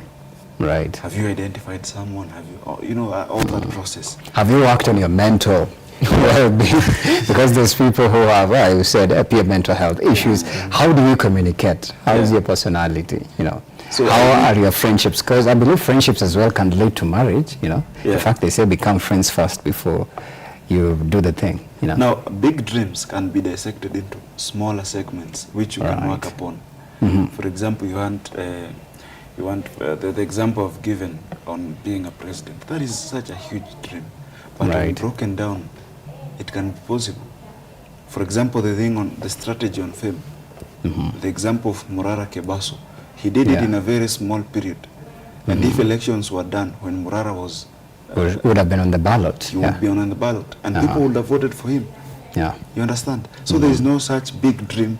As That's long as too you difficult to achieve, a good strategy, and if the thing on luck, I don't know if it is. Do you believe luck works? I tend to believe there's luck. Yeah. You can be lucky, you can be successful, and not lucky. You know, I've heard somebody say that at some point. I believe luck actually works because there are some of the things that you've done, and then you ask yourselves, like, how did I make it here? How did I make it here? And why was someone else not able to make it? Who had the resources and capacity? You had the resources, capacity, and all those things. Or even you were on a fair ground.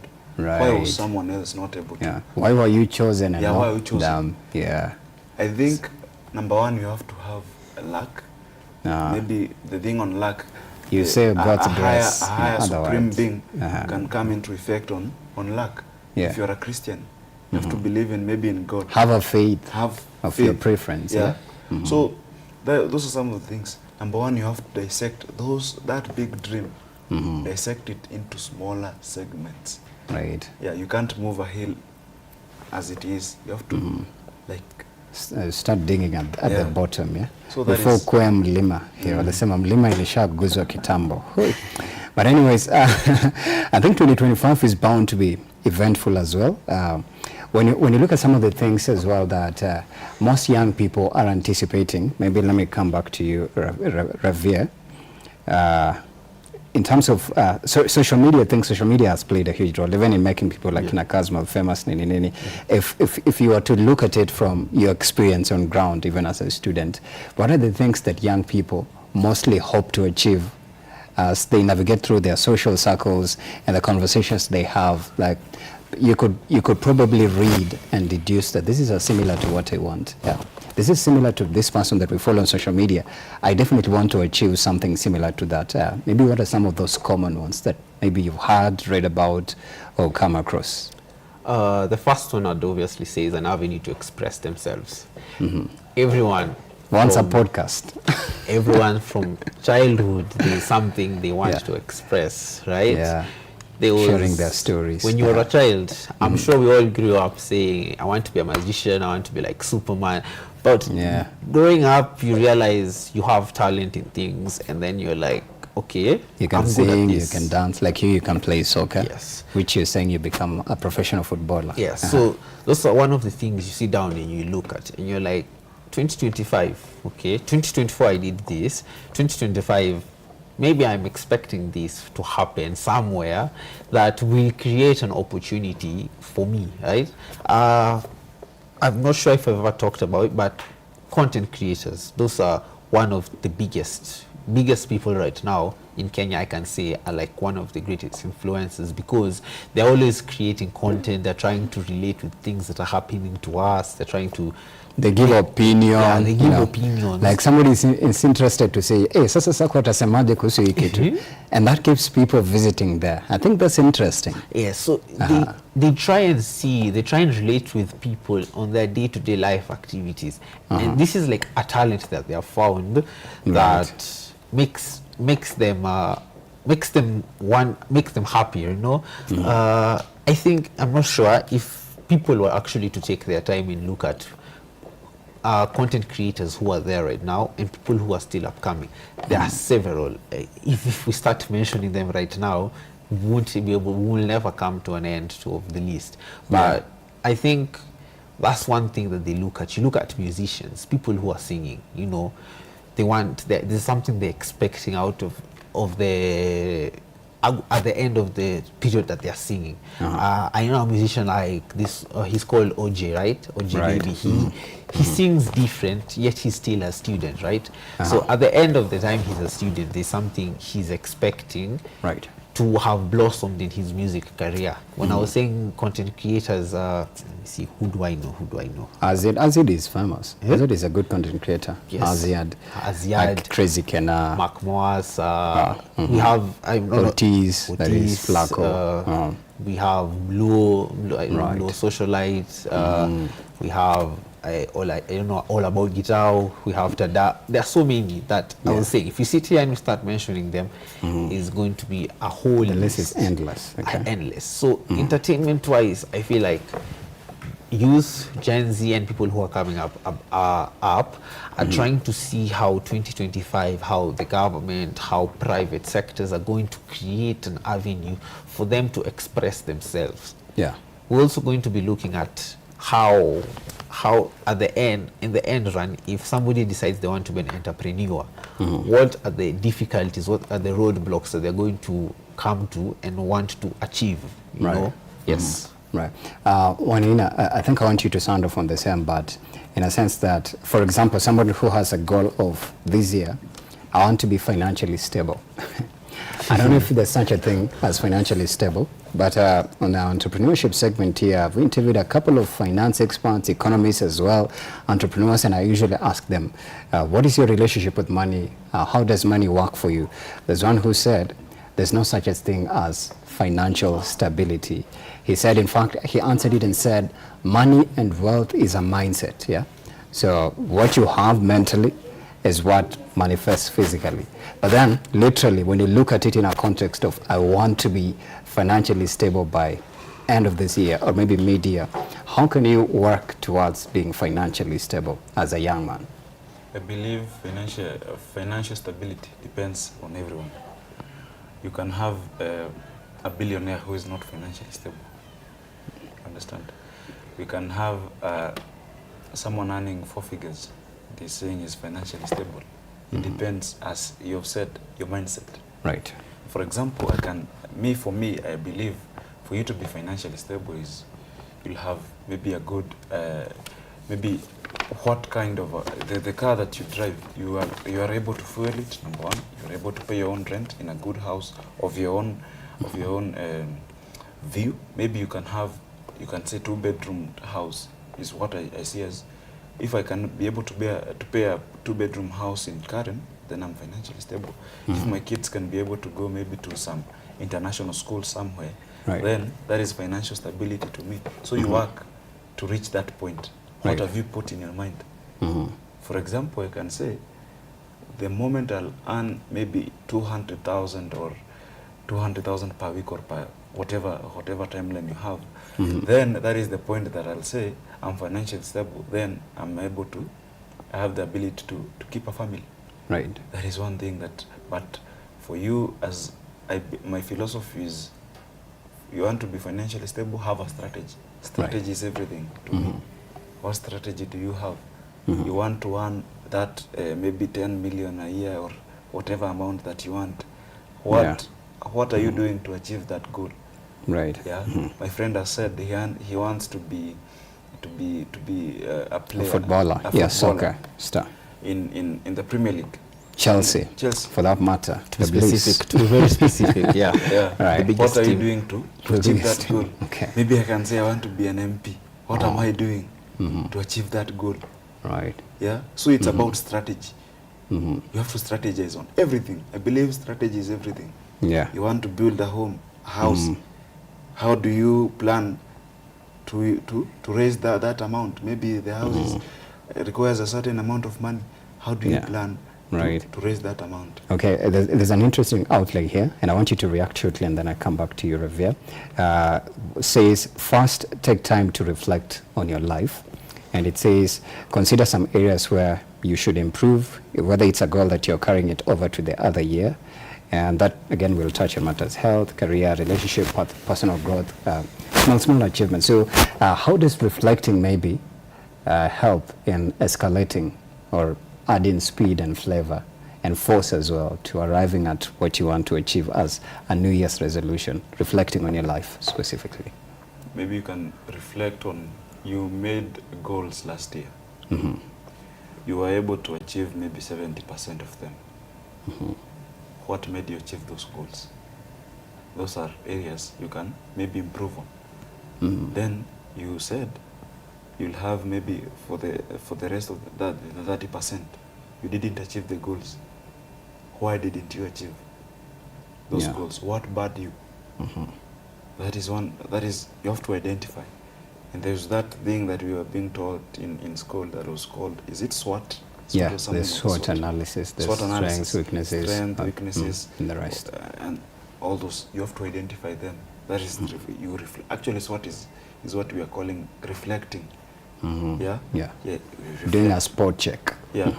So by that, you can be able to analyze and say, in this year, I was able to identify 70% of this. Meaning, if I was able to identify this, I can be able to achieve something better and more. And for the 30%, maybe that I was not able to achieve, how can I be able to do it? Right. Yeah. Differently, or maybe what was the flavor that I Yeah. did not add in the previous year, so I can add it.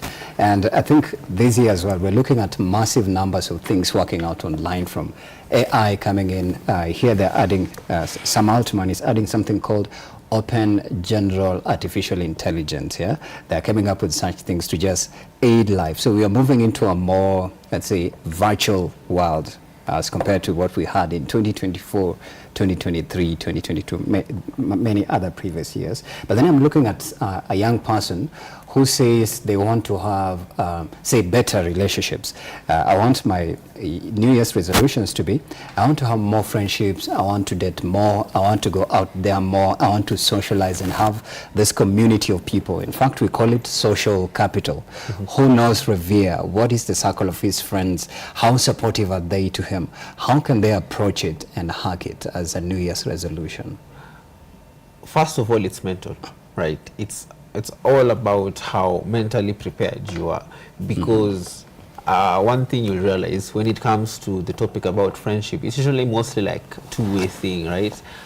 You give, I give, and how you want to spend time with people, how you want to spend time with your family. Are you ready to set aside time in your day to go talk to them, to go have tea with them, have lunch, have supper? Just the amount of time you're ready willingly to spend and to spread out among in your whole day will matter, because that is the first step to how you're preparing to have the social capacity. That's why that's why the first statement I've said, it's all about mental. how are you ready, how will you react, and how are people who you give this idea to react. It doesn't matter how you do it, it just matters when you do it. That's that's the point.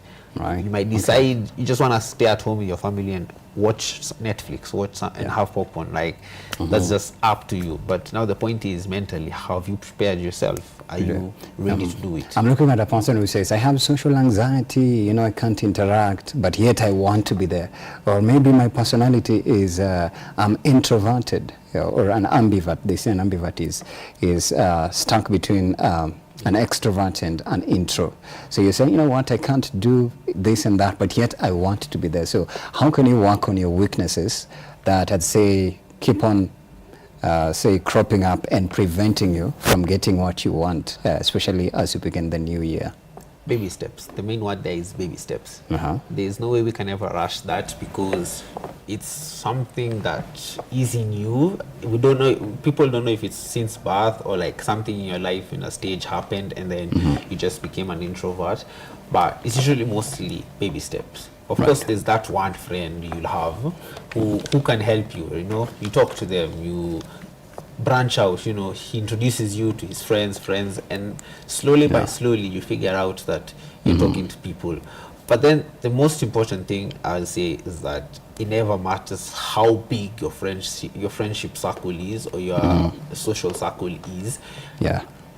It just matters, you'll always be told that what will matter is when you're in a time when you're low, when you're in a time of need, you know, those are usually the most important times. Or it's not only that, just that people who, when you're around, you know, you feel like it's okay. If I don't talk, it's not a must. They understand, you know.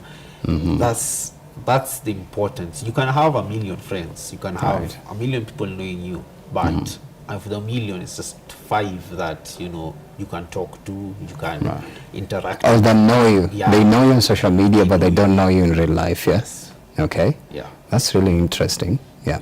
But then, Wainaina, for someone who would say, I'm socially awkward and I can't do it, and maybe it's something that will require them time to, you know, get out of that shell, work on it. Maybe if it's an insecurity, maybe you feel shy when you're in front of a certain demographic, and yet you're a student leader and you're expected to be addressing these forums. You're expected to be out there and eloquent and resolute and steadfast and speaking to people so that you influence them. And as a leader, I believe eloquence is a very core ingredient as part of your key skills of expression and communication.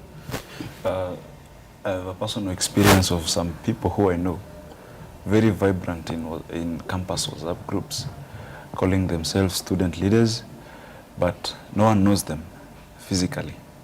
They can be here, you can be sitting with them, and then he texts in a WhatsApp group.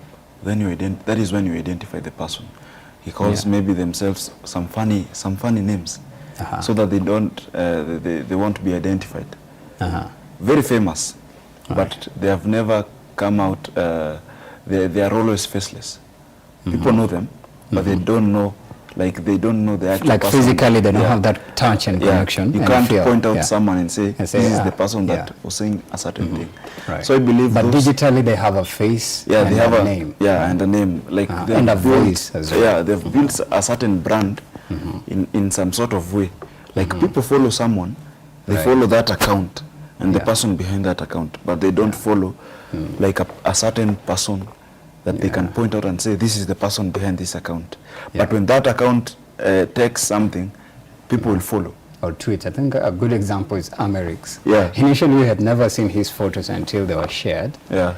And also there's that person who creates some funny cartoons of the president. Yeah, right. He has never come out. The Kasongo, the Kasongo cartoons. You know, okay. So those are some of the things, and you ask yourself why?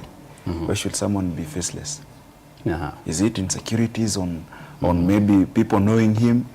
Does it mean he wants to earn from the monetization on social media, but wants to keep his life private? Those are some of the things. Would you say it's a trend in this digital era, where like I think it's somebody is running is running a very massive, famous account, but then you just have no idea if it's a dog, it's a human being, it's a robot, and all the chatbots and everything that's coming in. Yeah, I think it's some of a trend because I believe you can have, maybe someone has 2 accounts. If he had his name on the, both of the accounts, then he would lose one. Right. So maybe someone prefers, let me have 2 accounts. Mine, it has my name, so people will follow this, but another account, which is maybe for the brand that maybe he wants to build. So maybe you can have two accounts. But for the case of what you've said of maybe student leaders or leaders in general, people have to know you. Like right now, at least politicians are on platforms, especially X, People have to know you. So you don't just tweet and then you say, no, I don't want people to know me. I'm not a social media person. You know. That is not the case. You have to have the courage. In this age, you have to have the courage to speak to people despite their views, because I know there is a lot of cyberbullying. Cyberbullying. We have a cyberbullying law. I think that is one of the keys, key issues that we have to address. Right. Even as we dive into the issues on social media. Right. We are telling people to join social media, but are we, for the few cases of cyberbullying, how have we dealt with them? Safety of navigation, right? I remember Martha Koome, Chief Justice Example, she's a victim of it, I can only imagine if a Chief Justice says she's a victim, the things she's received. But then maybe we can shift this conversation to what deters young people from not achieving their NDA resolutions. I think it's exciting to, say, hey, but this year I want to drive a Mercedes, this year I want to buy an Audi. Like, it sounds good by word of mouth.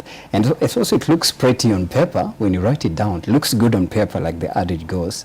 But then what will prevent you to not arriving at that Audi that you want, that soccer football star that you want, that relationship that you want? What could be the odds that could lead you to not achieving that in the new year? 3 things. The first one is the environment.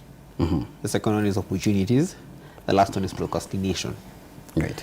The environment. I think procrastination is prominent. Yes, that is the greatest. And it's circumstantial sometimes. Yes. Yeah. Okay. We start with the environment.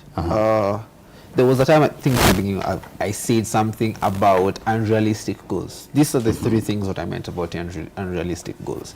You say by the end of the year you want to drive a Mercedes, a G-Wagon.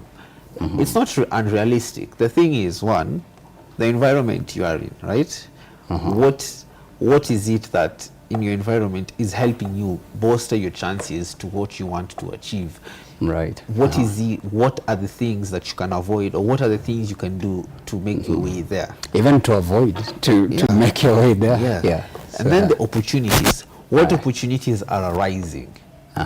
What are the chances you're getting? Are you taking them? That's the other question. Are you taking them that they are there? First of all, are you even conscious and aware that they are there? Because we might all be out here speaking out, crying, there are no opportunities for this and this. In a year, if I speak about myself, in a year in Kenya, I think there are up to 15 trials for football, right? So if you see somebody seated somewhere and they're saying... That's to enroll at a local facility? Local or international. On the minimum, there are 10 in a year. The question is, how are you going to say that they're not there and you're not trying to look for them? You're not looking for the opportunities, because the opportunities might be there. Right. It's just that you're not looking for them. And if you're looking for them, the other thing is they might not be there. Okay. The opportunities are there, the environment is good. You come to procrastination. You wake up today, you say, no, too much work, I'll do it tomorrow. Or I'm tired. Or, you know what, 5 more minutes of sleep, I'll wake up and then I start doing it again. The greatest thing I know, all university students will tell you, is that if they close their eyes at 6 p.m. and they say by 8 p.m. they are waking up to read for the exam they have tomorrow, this student is waking up at 6 a.m. because they procrastinated. The alarm came at 8 and they're like, I'm tired, you know what, chatunifanya asubuhi, and the slur they'll say. So procrastination becomes something big because you just keep pushing it, and at the end it's never done. And then the last thing, because we say those are the three, but now what does it make when I was saying an unrealistic thing? Yeah. What are you doing to achieve it? Right. So you should go out of your way, go against the grain, sacrifice all those things. Because as Wanaina said, if you say you want to become president, you can't by 2027. It's 2020. It's 2025, and there's nothing you're doing about it. At least he started off as a student leader. Yeah. You know, most of them, Yes. it has that history. At least I was someone at UN. I was a class prefect. By the way, it goes all along the way, the journey and the experience and the process. Yeah. It's 2025. You've not done anything. It's 2026. You've not done anything. It's 2027. I was not given the opportunity to become a president, is what you will say. Right. But in the 2 years that you had to start making that dream a reality, Right. you did nothing. And that's what now somebody will come and tell you that is an unrealistic dream, because Right. you're not doing any effort to even come to the 3 roadblocks that we'll talk about: environment, Right. opportunity, and procrastination. Yeah. Wow, impressive. I think I like that. But then, there's unfair things that happen to people all along the way through life. Yeah. You lose someone who you are majorly laser focused on them as my biggest source of support. Like, for example, if you lose your father right now, me, I lost mine anyways. Let me give an example here. It was really hard to navigate through, finishing campus that time, but already I was working anyway somewhere at a radio station. But just the effect of losing someone who's very key in supporting you, it throws you off the hook. And sometimes it can take you a little bit of time for you to walk back again. And if you have to crawl, walk, and then finally run and fly, it takes a period and an amount of time. So that again might get you off your focus. So there's people who can use that as a reason and say, you know what, since I lost my dad, I've been unable to achieve this and that, and so I'm stuck. And I think a lot of people are stuck in various prospects of their life. How do you unstuck so that you achieve your NDA resolutions? New Year's, I believe, for this matter. On maybe you had someone, a certain of, like a figure, father or something of the sort. Personally, I had, my dad also died in 2011, yeah. So number one, you have to face the reality. Tell yourself, I depended on this person, but he's no longer there. Yeah. What are we doing? What will you do? Like, for example, your case, you had a bit of, at least you're employed somewhere. Yeah. If you are unemployed at that time, then at least you could have maybe adapted and found a new employment somewhere else. You understand? Like, I believe I had a cousin. I have a cousin who my uncle had promised him when he did his KCSE. He told him, Maliza. go do. No. Oh, He's there's got the an case A. of Maliza nikutafutie kazi. He had an A. Aha. So he told the person, do a certain course, that is computer science. All And then right. after you've done it, I'll employ you. I'll Nitafute. make sure I've employed you. Nikutafutie kazi. He Okay. was that sure. And when he was in his third year, the uncle died. So some of these things happen. And that's adversity. Yeah. That's adversity. So how do you do it? You don't just focus on one person or one source. Of Be support. diverse. Yeah. Be diverse, yeah? Or have zero expectations. Yeah, have zero expectation. Yeah, because anything can happen. Yeah. So I believe that is what we should do. Be very diverse. Have diverse sources of income. When COVID struck our country, most people depended on formal employment. Yeah. But after that, they noticed this thing can't work. And then they started opening businesses and all those other side hustles. The digital space became Digital a space, spaces you and know. all those things. People are now working online. Right. You understand? They adapted. And remotely, for Yeah, that and matter. remotely. Yeah. They adapted. Yeah, you understand? Eh? Right. So those are some of the things that we should understand. Face Yeah. the reality as it is. Yeah. I want you to say your last remarks as we exit. What are we looking at in terms of 2025 individually? The things that, I'd say you'd boldly admit that this is what I'm envisioning to achieve in 2025, if you are to, shine light on it just briefly. And then I'll come back to you, Rev, as we exit. Personally or? Yeah, personally, career-wise, academically, whatever you're comfortable to put across, yeah.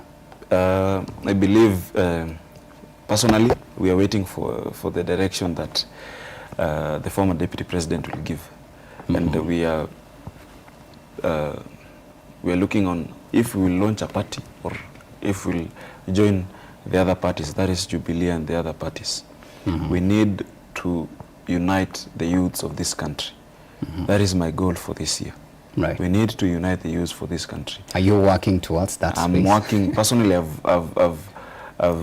done it right now. I've spoken to, we have almost 2,000 delegates as we speak from every ward of this country.